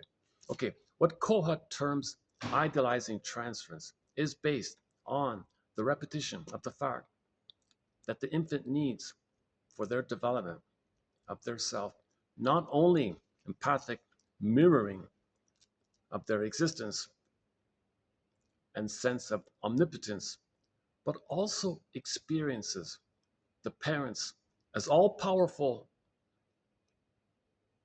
omniscient, omniscient, how do you pronounce that? Omniscient, all seeing, all knowing, perfect. Okay, this thing about mirroring, okay, it's not just the mother looks at the child in a loving way and the child sees that the mother sees that, and he understands himself by the way the mother looks at him. Then he accepts himself by his mother's interpretation of him. That's a mirror like that. You see, in the narc, oh, they left me. Oh, it's okay. Oh, they went on their way. I was a different manager, so I thought he might say something. Okay. Um, in the narcissist myth, when he looks into the pool of water and he's fixed there, sees only himself. The reason he doesn't leave, the reason he's stuck there, is because he's waiting and waiting his whole life. Even he died and turned into a flower, because mother never appeared and looked at him, so he can see himself reflected in her eyes, and he understands himself by how mother saw him, and he saw how mother saw him. Mother saw him, and he was seen by someone who saw him. That moves towards the differentiate. The coins separate. He never got that, so the coins are fused, and the other coin is him. See, he's still waiting like that. So mirroring is also not just about that, but it's just the overall gestalt, a mother's soothings, mother's presence, feeding. Everything you need, baby, I'm giving it to you. I'm mirroring, I'm giving. It's just giving, not just mirroring. It's like feeding and giving, right? So in that time, the baby feels special with mother's mirroring. The two are one, he calls it twinship. A little confusing, it calls symbiosis. So he calls symbiosis twinship, a little confusing when it does that. But the mother's seen as the all-powerful one. That's important. Baby's helpless and powerless. Mother's, from the baby's eyes, a powerful thing, but he owns it anyways. Even though it's him, on some level, he knows it's a powerful thing, something like that. In reality, mother is a much powerful than the baby, right? What Kohut terms idealizing transference is based on the repetition of the fact that the infant needs for their development of their self, emerging self, their budding beauty, not only mirroring of their existence and importance, but also that the parents are safe and that that the baby's safe. The baby's safe with the powerful mother. So if the child is born with the budding beauty, the emerging self, just the budding there, right? Enter the film Cold Souls. They represent trauma where they took the budding beauty and it turned into a pebble. So you got all these pebbles in the factory, and those are people's souls. They didn't blossom. It was a budding beauty. The bud dried out. The bud of a flower dried out and turned into like a hardened petals, and the petals collapsed and turned into like a sad image, a very sad image called Cold Souls. Interesting film, science fiction, fantasy film. Um, I found that DVD in the throwaway bin for $5 or something. Oh, what's this? Any film that talks about somebody's soul, I'm gonna watch. Not a bad film. Sad film. The guy had a painful soul, a little soul, painful, but he felt his soul, but it bothered him. He didn't want it. He went to the lab. I don't want to have a soul. It's too inconvenient to have a soul. I don't want feelings. So they popped it out, and then the guy was empty. Whoa, it was way worse. He said, "Okay, as bad as it is to have a wounded soul, a shamed soul, even a soul that's dried out, like, I want to have my soul. Give it back to me. I'll pay whatever you want. Give me back my soul." Meanwhile, the lab was robbed, and the robber was running away with everybody's those little souls like that. So he had to chase for the robber, and it was a typical chase film. And he's going all around the world looking for his soul, his little pebble. Gets about, oh, okay, it's painful, but it's familiar. It's my so you want to have your soul. You want to accept your wounded soul. What cohort terms idealizing transference? Okay, the mother is seen in an idealized way, all powerful, all knowing. When the mother's holding the baby in her arms, from the baby's point of view, the mother's like an all powerful God, put it that way, right? That's the idealizing one.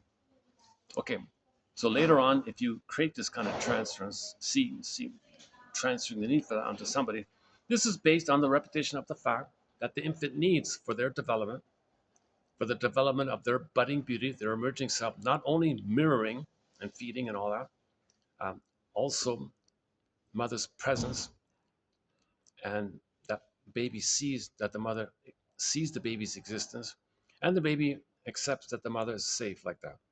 All right.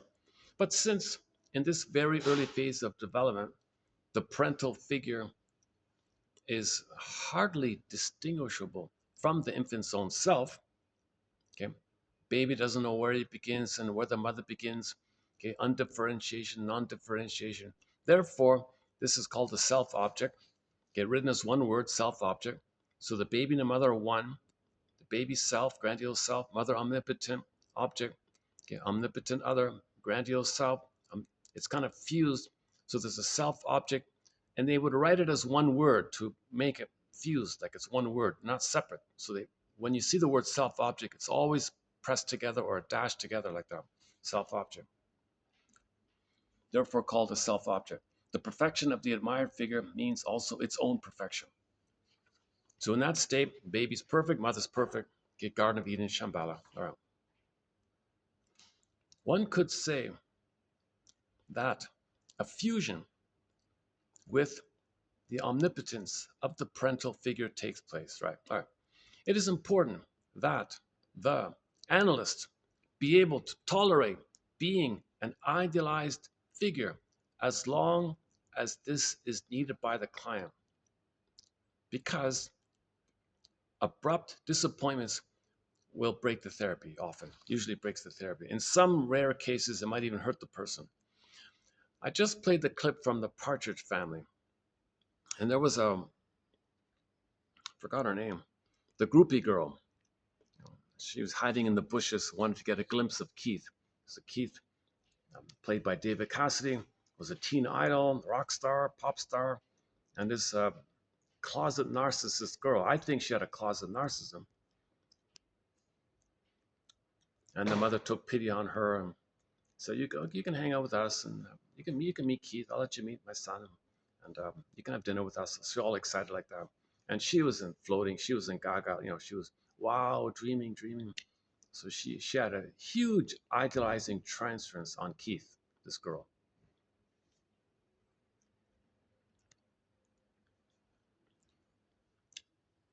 Now, um, but this dinner date was going to interrupt Keith's plan to chase another girl. So he wanted to break. He wanted to tell the other girl, the first girl, to not come.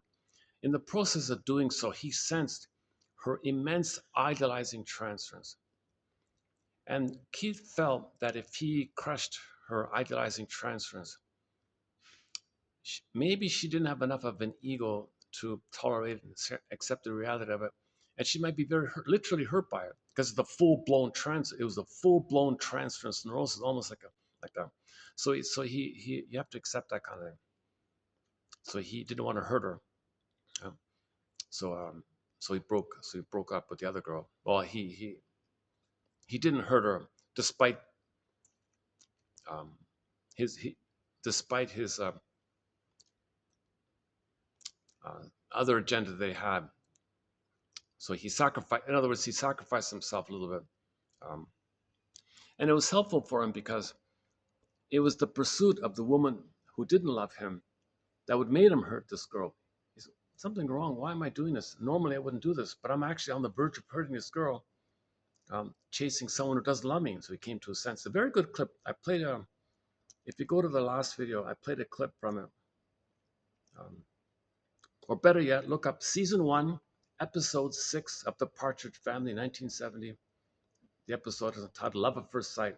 I've talked a fair bit about it. I won't do it again here. Yeah, I've talked a fair bit about it. So there's a difference between companionate love and this spellbound, mesmerized, love at first sight, hypnotized, idealizing transfer. So Keith also had an idealizing transfer onto this shop girl. So in a way, he was like a groupie to that girl, but she hated him. All the more reason he was obsessed with her because the mother hated her. Well, in the character point of view, the original mother hated him. So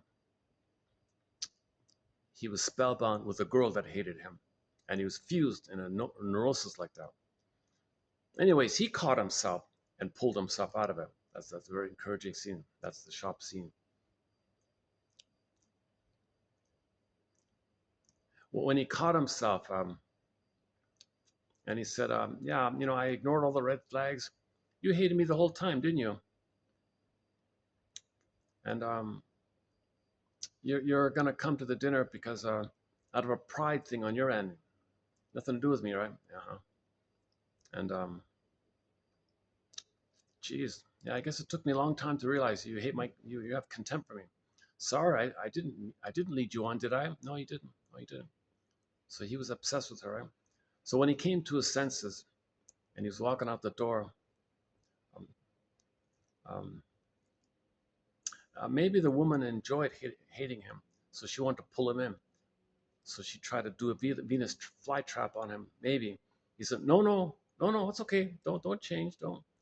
Let me remember this. Let me remember this experience of how you had such contempt and hate for me, and I was so spellbound with you. Don't change something. I want to absorb. I want to take in this lesson.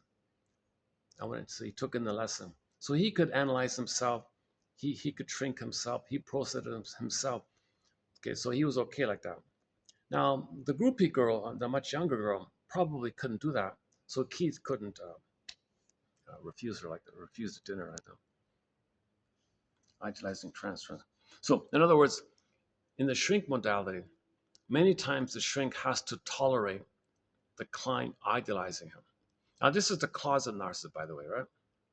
So if by chance an exhibitionistic, a hostile, arrogant, entitled narcissist goes to therapy, forget it. They'll devalue him. You're no good because the therapist will be him. He's a critical mother, and they'll attack him, shame him, find every fault, look for every wrong, mock his paintings on the wall, mock his desk, mock the location of his place. They'll just constantly barrage with the attacks, right? So that's why nothing works like that. It's going to go on like that, right? They won't even be there, but if by chance they were to go there, that's what they would do. So when a narcissist does go to therapy, it's usually the closet narcissist. Now, but what does the closet narcissist do? They're going to idolize the therapist. Oh, you're so amazing, right? That's the story with Mrs. Anna O, right? Bertha something. Um, she saw Mr. Breuer and was obsessed with him, and he didn't know how to deal with it, so he cut it off and sent her to Mr. Freud, and he he figured it out. So in other words, sometimes um, therapy may begin with the client idolizing the therapist as the all-powerful, all-knowing healer, doctor, special doctor, all-knowing doctor like that. So maybe the therapist has to tolerate that for a while.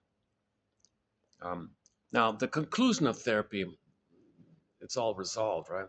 She does what Keith did in the show. She finds her sense of self. He's a human, she's a human, two people, okay. Not the ideal therapist being the symbolic breast who's going to mirror her, see her, and do what the mother should have done. So the conclusion of therapy is the differentiation. But in the beginning, it may begin like that. And he says here, it's important that the analyst be able to tolerate being an idealized figure as long as this is needed by the client. Because if you break it too early, they might get depressed, quit, and start drinking, and never try therapy again or something like that.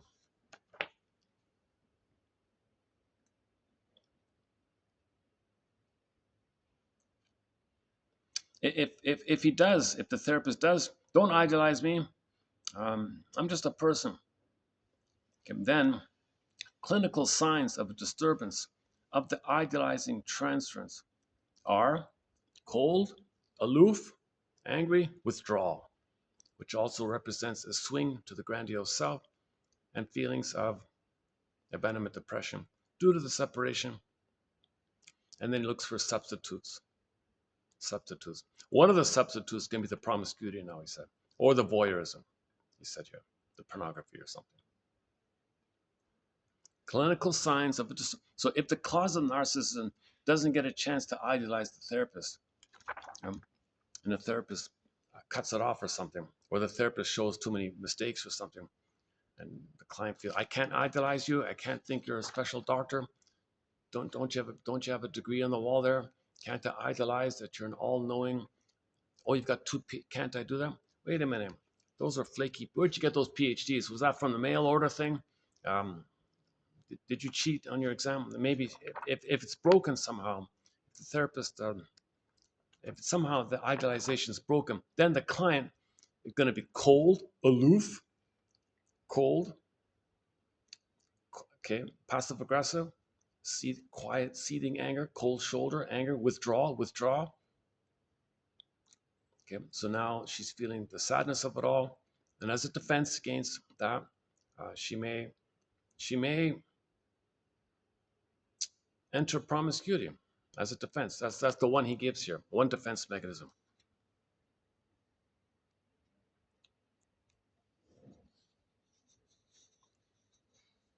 Sexualization defense.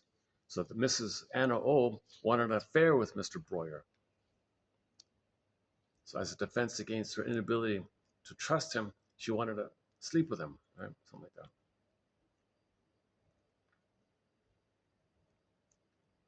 That's to replay her inability to feel and trust, but to hope for it. You failed me. Let me sleep with you so you can restore it. So Mr. Breuer freaked out. He's a happily married man. Mr. Breuer called his buddy, Mr. Freud, help, help. Luckily, Freud was more aware of this.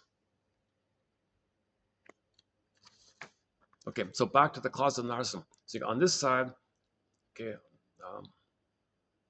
okay, so the thumb, let's say, is, the coin, the two coins, the lower coin is the grandiose self, the upper coin is the omnipotent other, right? Okay, when that's failed, therapist looks sloppy or something. Oh, I don't trust you. I can't idealize you. Look at your tie. It doesn't match with your shirt. Oh, I can't idealize you. Oh, you got such bad sense of taste. Click. Go to the other side. On the click on the other side, there's a click in the mind, right? Goes on the other side. Shame self. Defense. Okay. Abandonment, depression, massive anxiety, defense. One of the defense mechanisms of the many defense mechanisms. If she can't re-idolize him, she's got to do something else. Now, if she's in the room in there and she either can leave, but she won't leave because she's a compliant, but she's enraged, she might leave.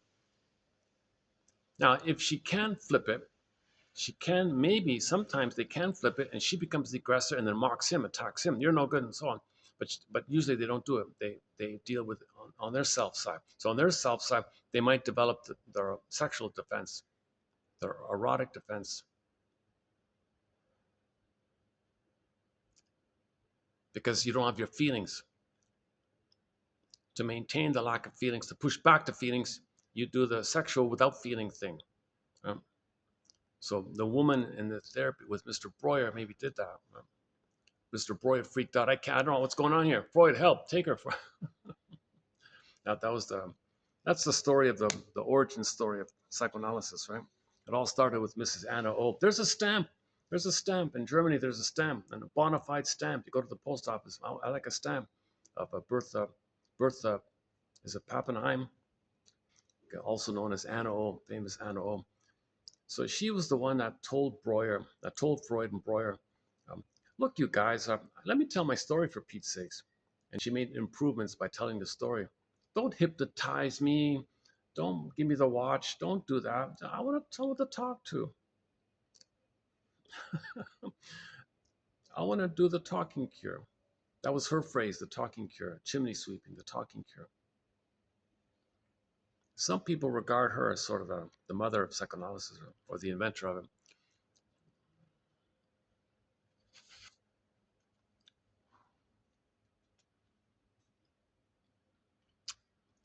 Okay, I don't know too much. We don't have any quotes from Mr. Eichhorn, but apparently he's a bit of a rock star back in the 30s, 40s, 50s or something. Some guy named Eichhorn who dealt with delinquent youth. There was a guy, a very charismatic guy. I've seen numerous stories about him. His book is called Wayward Youth.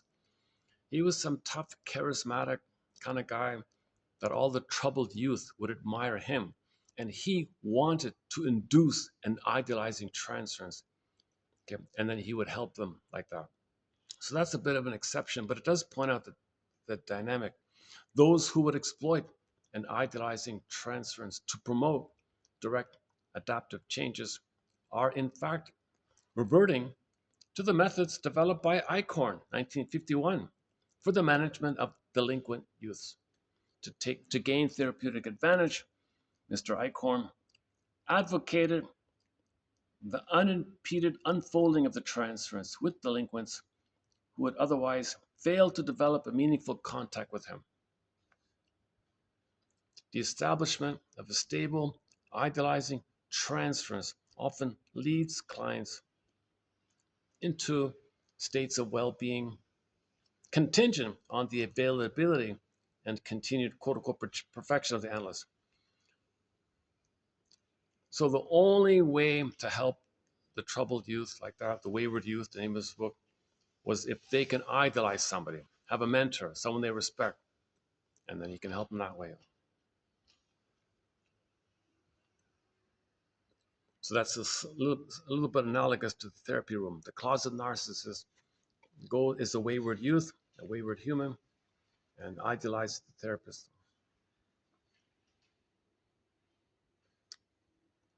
Okay, the therapeutic activation of the omnipotent object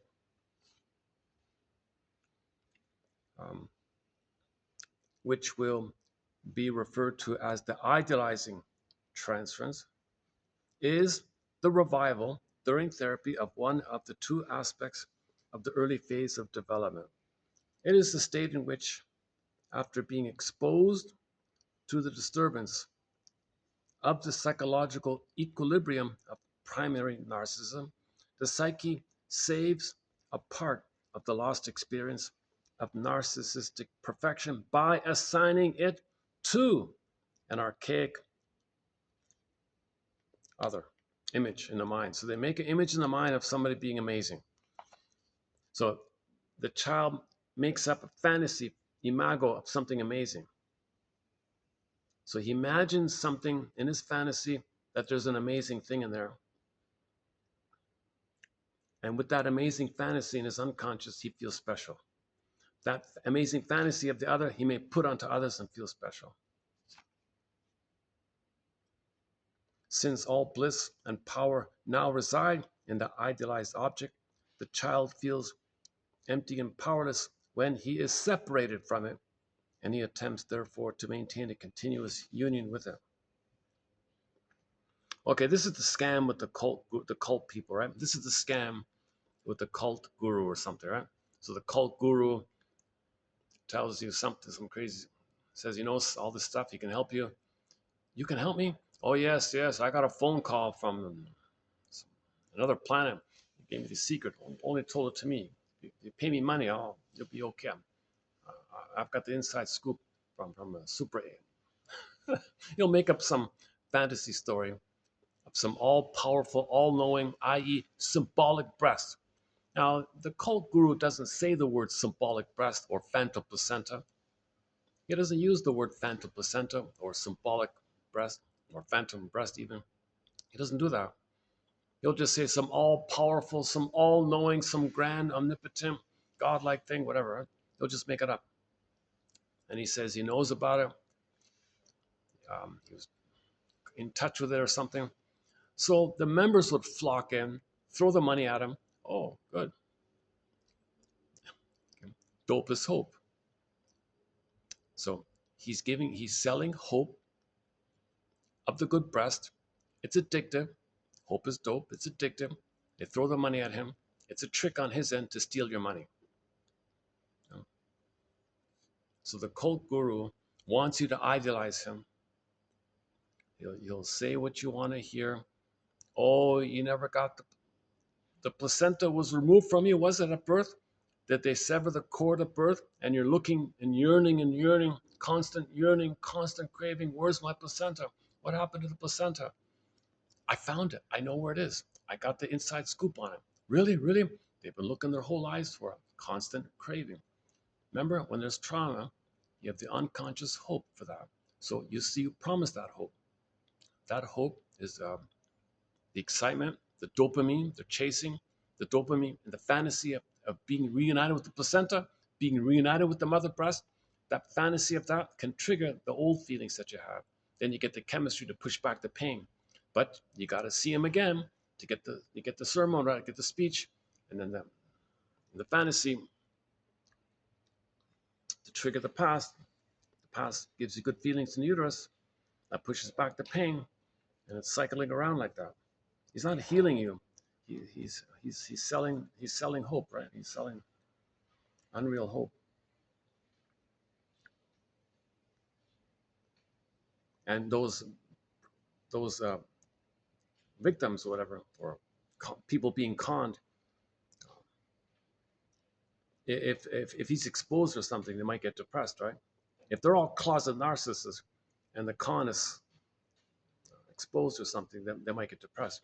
Or they start drinking, or they do something else, right? They can swap it. So it's very famous, right? One guy quits drinking, goes to the church thing. The guy stops the church thing, and he starts drinking. It's just, you're looking for chemistry in the brain to push back the pain. The idealizing transference. The idealizing, okay, all right.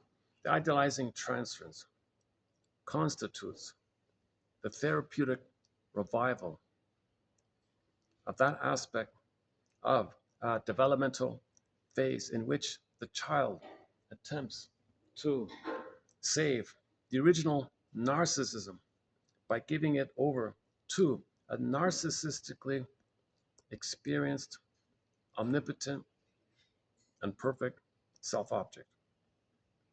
Under favorable circumstances, the child gradually faces the realistic limitations of the idealized self-object and gives up the idealization. So in normal development, the child thinks others are so idealized like that. Okay, this goes up until 18 months of age. Okay, most of this fusion is you're halfway out of that post 18 months, and then from 18 months to 36 months, you're more focused on what you like, your emerging self, your interest, your curiosity, your wonderment. Now, Voyager, seek that forth to find yourself. Okay, your curiosity about what you like, your interest. Mother does improv, communicative matching, teaches you a little bit about your interest, trial and error about what's real for you, what you like that. So you're into that phase post 18 months. And then others, people in your people like that. But prior to 18 months, you're still in that grandiose self, omnipotent other, fused unit. Okay. Underneath it, click, underneath it, shame, self, fused, rejecting mother. So when you transfer the idealizing one, that constitutes a revival of that aspect of development in which the child wants to pick up where he left off, so to speak. Right? All right. The flaunting, okay, the flaunting of omnipotent, unrestricted activities. Oh, this is back to the. Oh, this is back to the wayward youth one. Oh, sorry, I got these out of order. All right, back to the wayward youth, Mr. Eichhorn. The flaunting of omnipotent. Doing okay here. The flaunting. I guess it's okay. All right. The flaunting of omnipotent, unrestricted activities. Oh, the way. So these are the troubled youth, right? Delinquent youth. All right. The flaunting of omnipotent, unrestricted. They're entitled. They exploit. They don't care. They're entitled. So these are the kids that think they're entitled. Mother should have given them. They're entitled to get. So they grab things. They might be robbers or whatever, right? The flaunting of omnipotent, unrestricted activities and the delinquent's pride in his skill of ruthlessly manipulating his environment served to buttress his defenses against becoming aware of a longing for the lost, idealized self object. Okay, enter the show Nashville. There was a young lady. She was a shoplifter lady. Okay, she felt entitled for mother's kisses, sweetness, caress, touch. She doesn't know it. She goes to the cosmetic section of the stores and would nick these things. She had a lot of money. She was a wealthy woman, nothing to do with money, but she wanted mother. She wanted mother and was entitled to receive mother's touch. So she associated the whole cosmetic thing as mother, daughter, girly kind of thing. Usually mothers teach their daughters how to put their makeup on or something. So maybe she thought the creams, soft touch, mother's kisses, lipsticks, and all the little things in that area. So she didn't know that her shoplifting delinquent, she was a delinquent, okay? She was a delinquent, shoplifting habit, was looking for the good mother. And she felt entitled. She felt entitled. She's not supposed to pay. Babies don't pay for mother's love. She goes to the store. I don't pay for mother's love. Symbolic mother, cosmetic, symbolic mother. I shouldn't pay. Babies don't pay. Entitled, delinquent, exploit, entitled. I'm special. I got to be special. I got to be important. So they feel proud. I feel proud. I feel special. I feel entitled. So they grab it like that, right? That's the delinquent. That's the wayward youth. The wayward youth. Very good title for the book. Yeah, wayward youth. So she was a wayward youth despite her fame and fortune, whatever.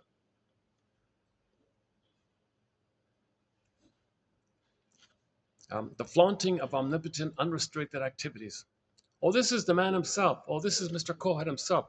Oh, yeah, Mr. Kohut, I didn't know this. Mr. Kohut was analyzed by Eichhorn. This Eichhorn guy put Mr. Kohut on the couch. I didn't know that. So this is Kohut speaking. The flaunting of omnipotent. We don't have many quotes from him, so this is really rare for me. I've avoided this whole Kohut thing. Okay, the flaunting of omnipotent, unrestricted activities and the delinquent's pride in his skill of ruthlessly manipulating his environment served to buttress his defenses against becoming aware of a longing for the lost, idealized breast, self object, okay? And against the emptiness and the lack of esteem that would supervene if the continuous elaborations of the delinquent grandiose self in word and deed were to cease.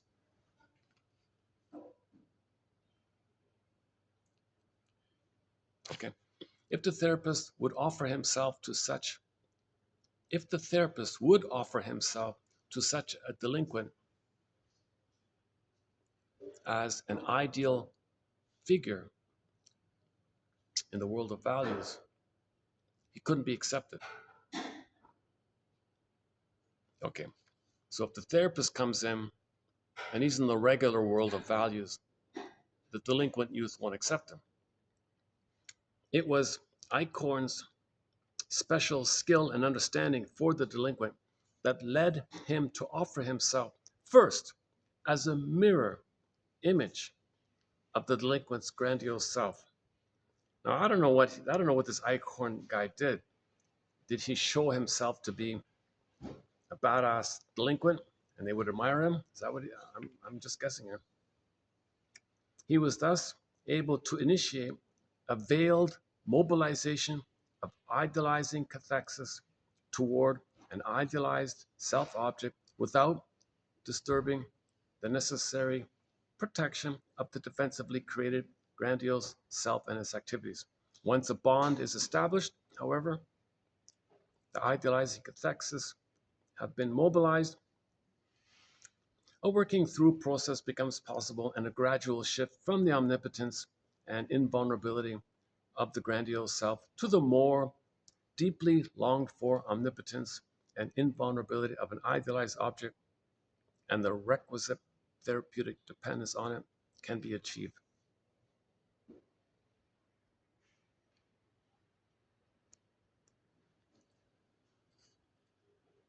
So I think what he's saying is he wants the delinquent youth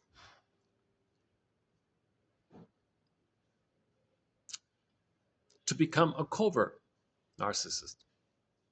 You don't got to exhibit it. Do the covert thing, like a lot of people do. So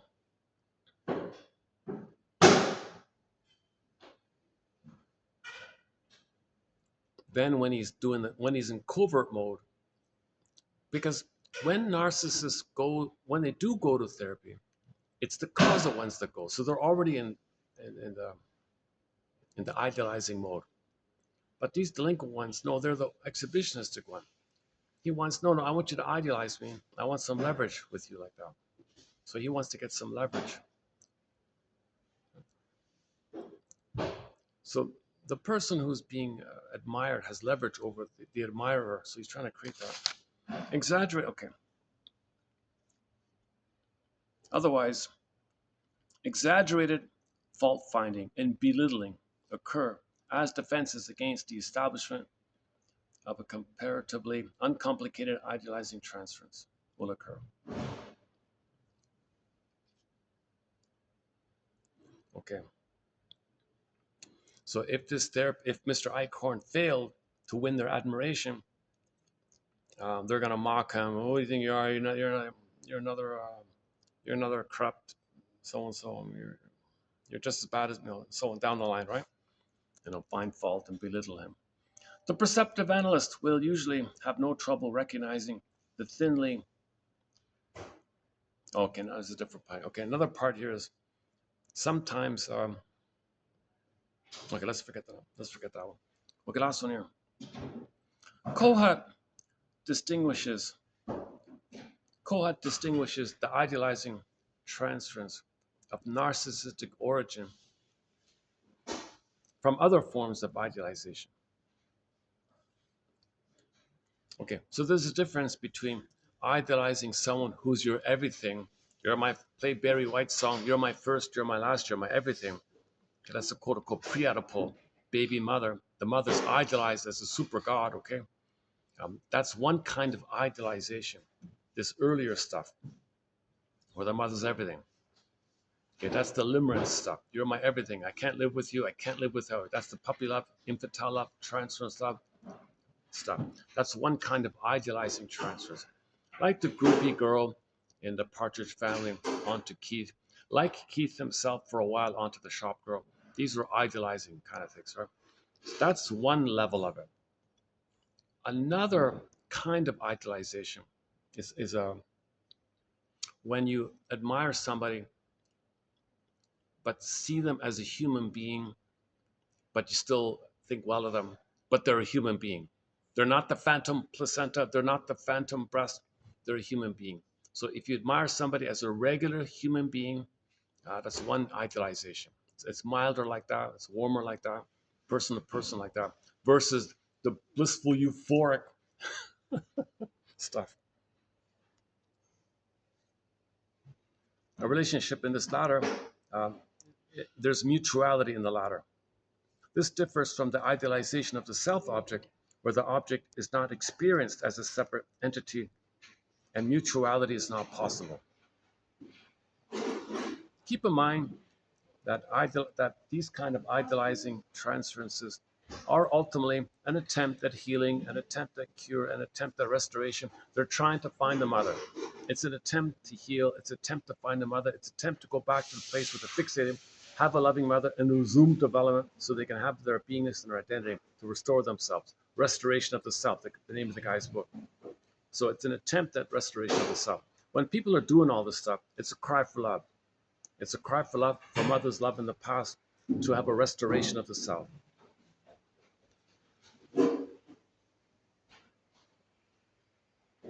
Okay, so what I just did was the preview about 3170.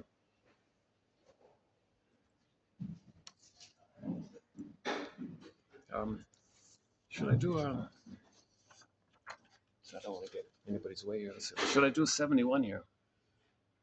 Let's see. 71. Althea Horner's a pretty good author. We have some quotes from Althea Horner. What is this one again?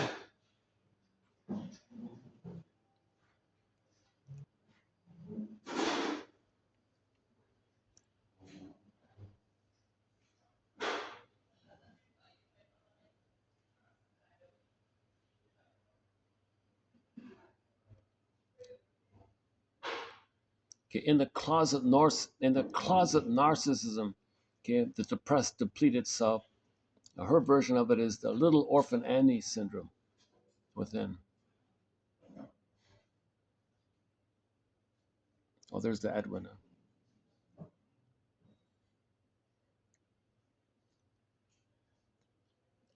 Okay, this she talks about a student named Edwin.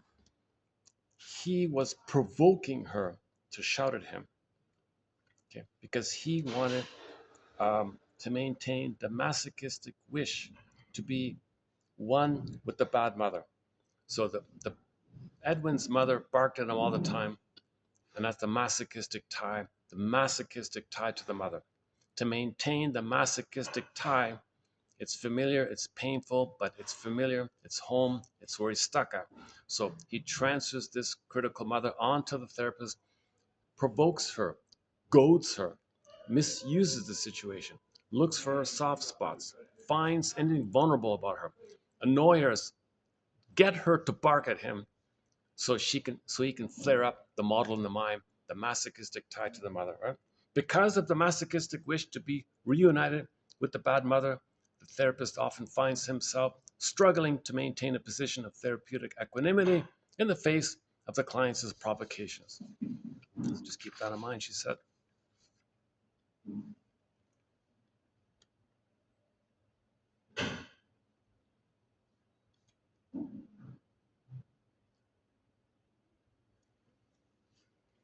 What about the group thing? She says with narcissism, groups aren't going to work. Groups aren't going to work because in the one-to-one relationship, it's gonna come to your attention to either or, the flip. You see, in the one-to-one, the flip thing's gonna come up, so you got to heal the splits. If you're in a group, you're just gonna split the group, or the group is one side, the therapist is another side, or that clique over there is all bad, and the rest of us are all. It's easy to maintain the splits in the grouping phenomenon. It's hard for anybody to confront this, so it's going to be hidden like that. So she says, don't do groups. People with narcissism should not do groups because the splitting will still be going on. The only way to confront splitting, okay, you got to heal the splits. You see, another way to describe this is you got to heal the splits because splitting maintains um, the soul can't come back. You can't heal. You can't forgive your mother if you do either or. When you find the both and of the mother, then you get a realistic, three-dimensional whole sense of the mother as being a wounded person, not a goddess or demon in the mind. It's got to heal the splits like that. Splitting precludes mourning. Splitting precludes your beingness. Splitting doesn't allow development. Splitting took place in response to failed development, and the split maintains the fixation at the masochistic point. To resume development, to lift the thorn, to resume development, you got to heal the splits. So the only way to face the splits is the one-to-one relationship because it'll come up. It'll come up, the splits. And the therapist can interpret it because it's there, right there in the room between the two of them. But if you go to a group of people, it's easy to split. Um, Yeah, those people who sit over there are no good. People who sit over here, they're good. And it's in his mind and nobody knows it. Like that. The use of a group as a primary or adjunctive form of therapy raises the serious question of whether it helps or impedes growth. Okay, Horner 75 feels that it is contraindicated for the narcissistic personality. She notes, quote, the group situation facilitates object splitting, which is characteristic of the narcissistic client. In the one-to-one therapy setting, the inability to tolerate ambivalence and the extreme libidinal swings with respect to the therapist are clear and can be worked with. Okay, idealize, devalue. You're amazing. You're no good. This you can face this stuff in the one-to-one. In a group, the group is often used to maintain the split, representing either the good or the bad object, good breast, bad breast, with the therapist defined as its counterpart. Okay, so one split might be the group is good, therapist is bad, or therapist is good, group is bad. The work of integrating the good and bad single object representations is interfered with as a result. Page 304, 1975, Althea Horner. If one does choose to include group as part of the treatment of the narcissistic personality, it is crucial to be alert to the object splitting that is certain to be facilitated.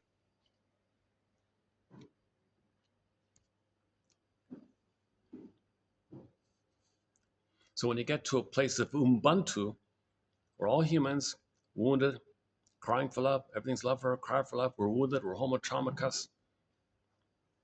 Okay, you're good like your reality like that. Okay, let's leave that there for 7. Let's quickly do the ones below. Addiction. Okay, this is two. Okay, I haven't reviewed this, so let me do it this way. Let me read it this way here. Can we get a bit of the background if I do it this way? Okay, let's make up a name here. Okay, they used Horace here, whoever he is, just an imaginary character named Horace. Harry, I'll just say Harry. Not a very common name, right, Horace? What about Horace? All right, fine, whatever, Horace. All right. Okay, Mr. Horace was addicted to hating himself. You see, we're addicted to negative. When there's negative things going on, these are all addictions. Narcissism is an addiction. Okay, cynicism is an addiction. All these things are addictions, including hate is an addiction. Addicted to hate. And if you hate yourself, you're addicted to hating yourself. Same thing. You could be addicted to hating yourself, addicted to misery, and Catherine calls it. What he did not know was that his parents rejected him and condemned him to a life of self-destructive behavior.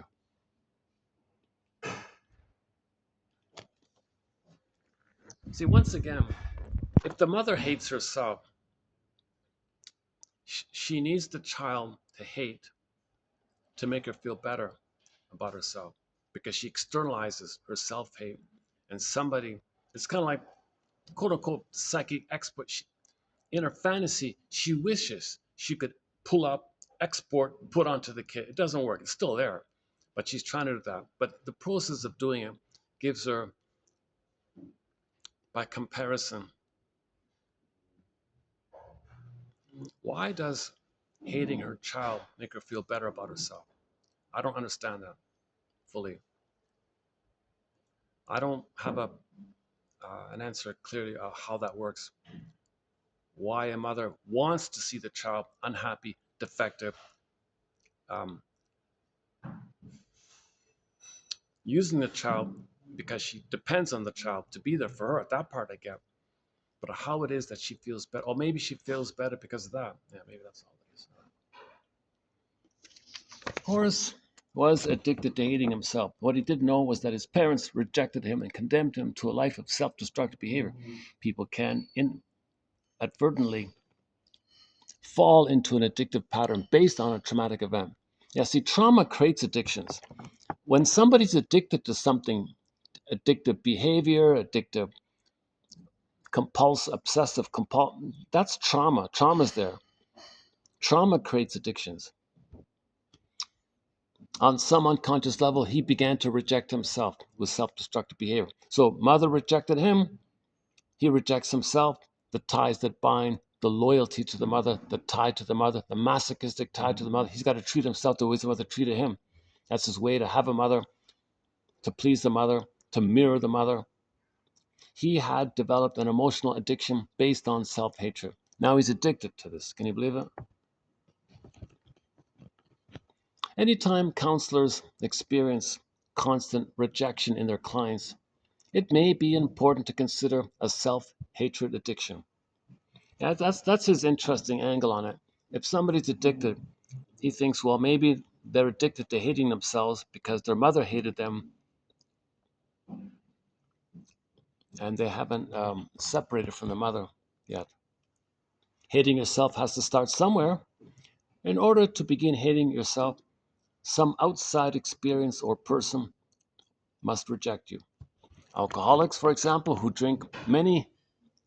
alcoholics who drink for many years may find that at some point in their childhood, someone rejected them. Okay, so if somebody's an alcoholic, maybe they can realize somebody rejected them, which planted the seed of self-hatred. And this seed grew by acting out some form of self-inflicted harm.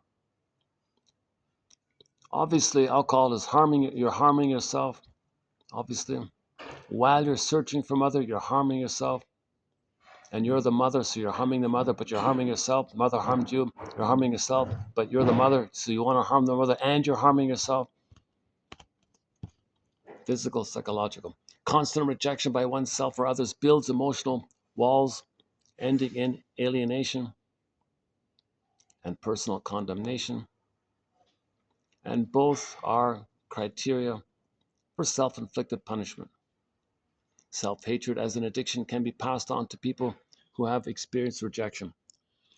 In many respects, self-hatred seems more of an addiction than an emotion we experience in everyday lives. Okay, so he calls self-hatred an addiction, not really an emotion. For example, anger can have addictive characteristics, yet they also can be emotions that we experience on a daily basis. Self-hatred is less an everyday experience and more of a pattern where people's personalities are shaped by rejection, alienation, condemnation. Some of us have experienced moments in our lives where we were rejected by another. During these moments, our sensitivity to the world around us can be elevated, and our response to rejection may be a dramatic or a traumatic display of feelings. When looking back on such events, they may stand out as moments in our lives that we vividly remember. Rejection and alienation may be burning memories of a relationship that had gone bad or an employment situation that became unbearable. Through it all, we may still remember how we were treated and the rejection and isolation that accompanied these experiences. This doesn't appear to be the case in a self-hated addiction. People who hate themselves seem to develop a tolerance for such rejection. Look at that, eh? Tolerance, huh? People who hate themselves seem to develop a tolerance for such rejection, the psychic masochism. Rejection no longer is a memorable event. It becomes something to tolerate, to make adjustments while living one's life. For example, Sally. Sally, over the years, learned to tolerate the rejection of her alcoholic parents. It became a normal part of her everyday experience. Even though she felt that life was unbearable, at times her tolerance levels grew. She learned to survive rejection by building an emotional walls for protection. Her tolerance levels became so refined that compliments from others were not acceptable. Ironically, she could not tolerate, ironically, she could tolerate rejection more than positive forms of acceptance. The power of addictive thinking is in its ability to make any complicated experience black or white or good or bad. Okay, so psychic splitting, there's a lot of pain. So okay, either or thinking reflects the anger, which is the addiction. I see. So there's a link between either or thinking and addiction. Yikes. So people could be addicted to prejudice. People can be addicted to prejudice, addicted to hate. In Sally's case, it didn't matter whether life experiences were complicated and needed critical thinking. Some form of self destruction seems mandatory for people with a self hatred addiction. Self hatred requires something or someone. Okay, for example, what sense would Sally's life make if she did not eventually sabotage something? All of her investment in rejection, alienation, condemnation could hold little meaning if in the end it seemed a waste of time. Ironic as it sounds, Sally was at war with herself in her conflict. On the outside, she was trying to live a productive life, while inside she was trying to harm herself. However, if you asked Sally whether the latter statement was correct, chances are she would say, no, of course not. She might experience withdrawal symptoms when trying to make a positive outlook on life. Look at that, eh? If she's addicted to hate and she stops hating herself, she may get withdrawal symptoms. Huh? This phenomenon has been the topic of discussion for many counselors when it seems difficult to believe that clients would continue to destroy themselves even when faced with this discussion from their counselors. The answer may be in the withdrawal symptoms they experience when trying to stop destroying themselves. In counseling, self destructive clients seem to have attacks of anxiety when beginning to show growth. Yeah. So, self activation triggers abandonment depression, which leads to defense. Sometimes there's NTR, negative therapeutic reaction. For example, there was a client suffering from a self hatred addiction who constantly experienced okay, so she creates drama, in other words. She's addicted to drama, addicted to self hatred, addicted to drama. 5 times she almost recovered, and 5 times she sabotaged her growth. Why would she sabotage all of her hard work? Well, to answer this question, it may be important to understand the withdrawal symptoms experienced in people with a self hatred addiction. Her anxiety, apathy, and other emotions would not allow her to accept herself.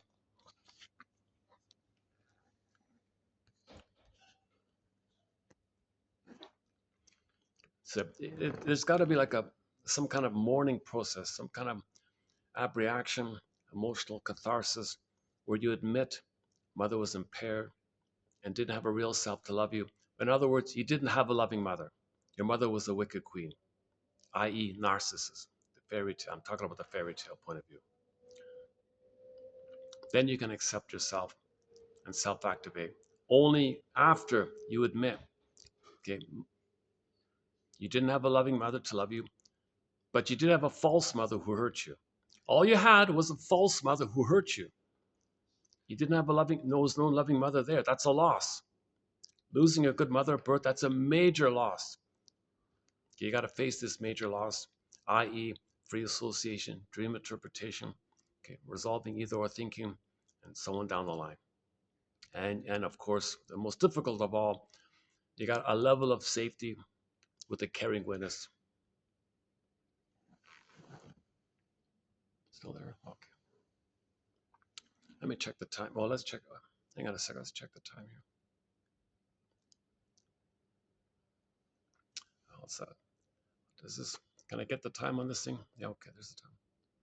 Oh, the battery's half gone. Look at that. The battery's. Oh my goodness. The battery's down to 30%. Really? Wow. Oh, the battery on this phone is draining already. Look at that.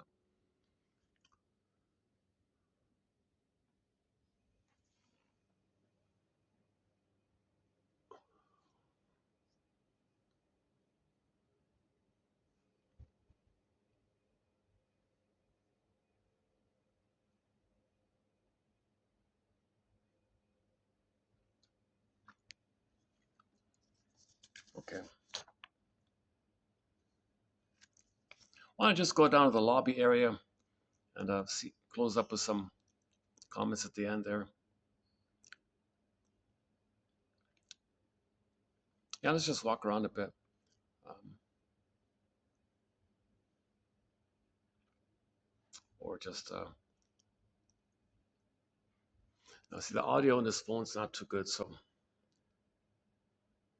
you're barely just hearing me, right? There's a real muffled, there's like a distant, muffled sound, right? The audio doesn't come through very well on this phone. And I don't have background noises, so it still doesn't come through with the audio. So I don't know what's going on with this phone. So yeah, okay. I'll confess this one here, 3114, is a little redundant, I think. But Woodman's book is called Addiction to Perfection, and Catherine's book is called Addiction to Misery. Narcissism is a full-blown addiction. Just being a narcissist is a full-blown addiction. It's addictive. It's a high. They're excited to feel like a king and a god. Whoa, you're in the place of blissful euphoria.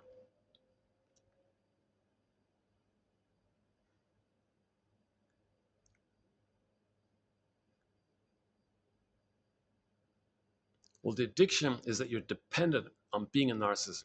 Okay, addiction means you're dependent. And if you don't get your dependency supply, then you have withdrawal symptoms. So imagine that. If a narcissist doesn't get a supply, whoa, click. Okay, you're no good. And he criticizes you because he's the mother and you're him. He's got no self. He's got no sense of self. He's still in the blissful euphoric chemistry that the baby has. When you have a sense of self, you won't be addictive. It won't be like that. You'll have the warm feeling of beingness and embodiment. That's not an addiction. That's the natural state. Okay, that's why people love watching um, animals. They're embodied. Look at the cat. When the cat walks, he's embodied, right? He's calm and embodied. The cat's not addicted. You don't see cats smoking. Oh, there's a crow.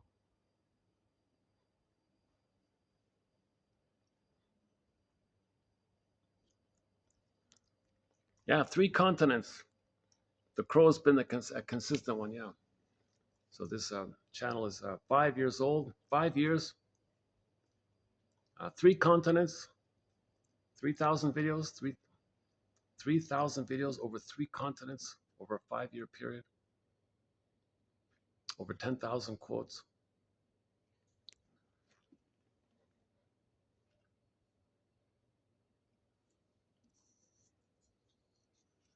Yeah, okay, let's pack it up. I don't want. I think they're preparing, so let me let's do this. Give me a sec here. 1 sec.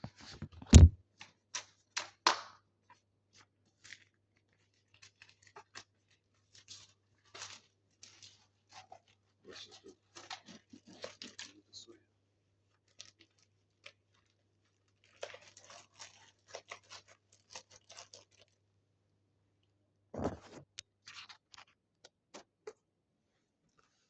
One last look before we go.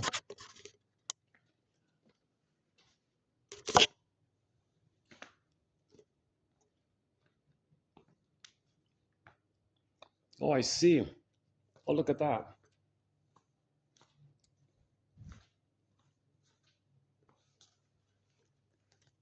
Oh, I see. So the audience sits here. Oh my goodness. Look at that. So if you're in the audience and the speaker's in front of you, check out the view you have. So if the speaker isn't too good, you can just enjoy the view, right?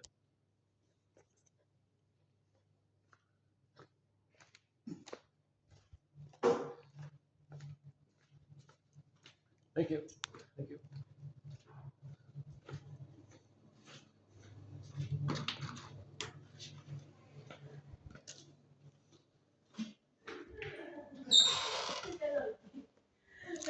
บาร์ผู้ชายพูดนั่งเดียวใส่แว่น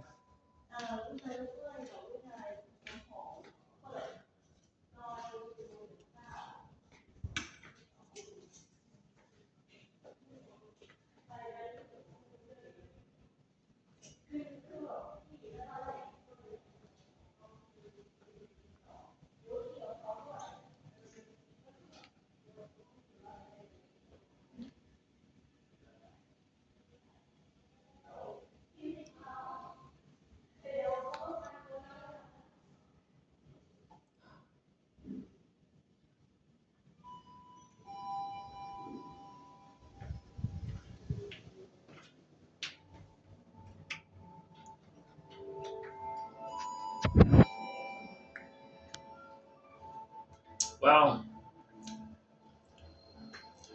Any other thoughts here? Yeah, so um, this topic on the idealizing transference closet narcissism.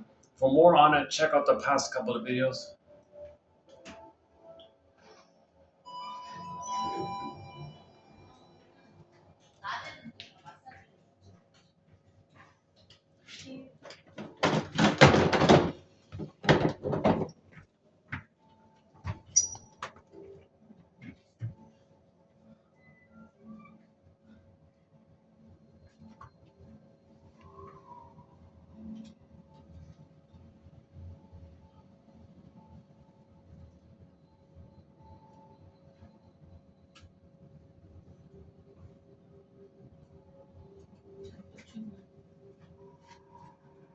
우산을.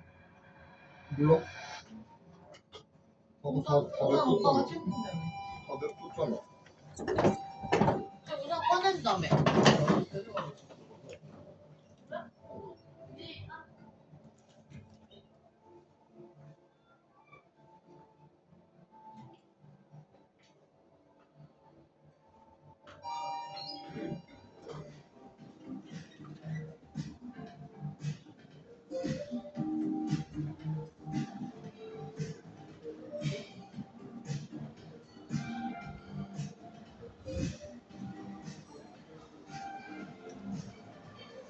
All this music is copyrighted. Yeah, let's go outside then.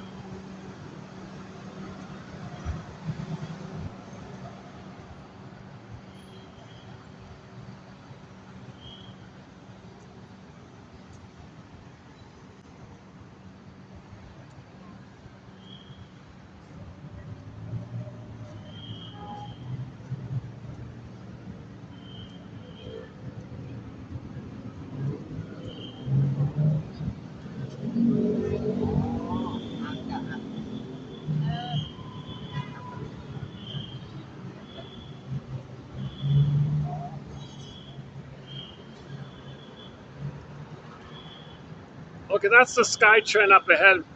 I think I'll head on back here. Got a ways to go. All right, your mission submitted for your approval and consideration, should you choose to accept it, as they say in the show.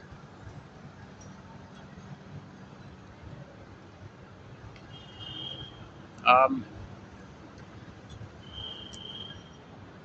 what would be a good assignment?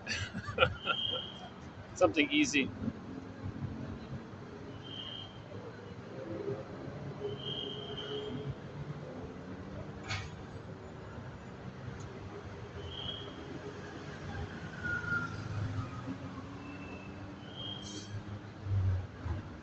Okay.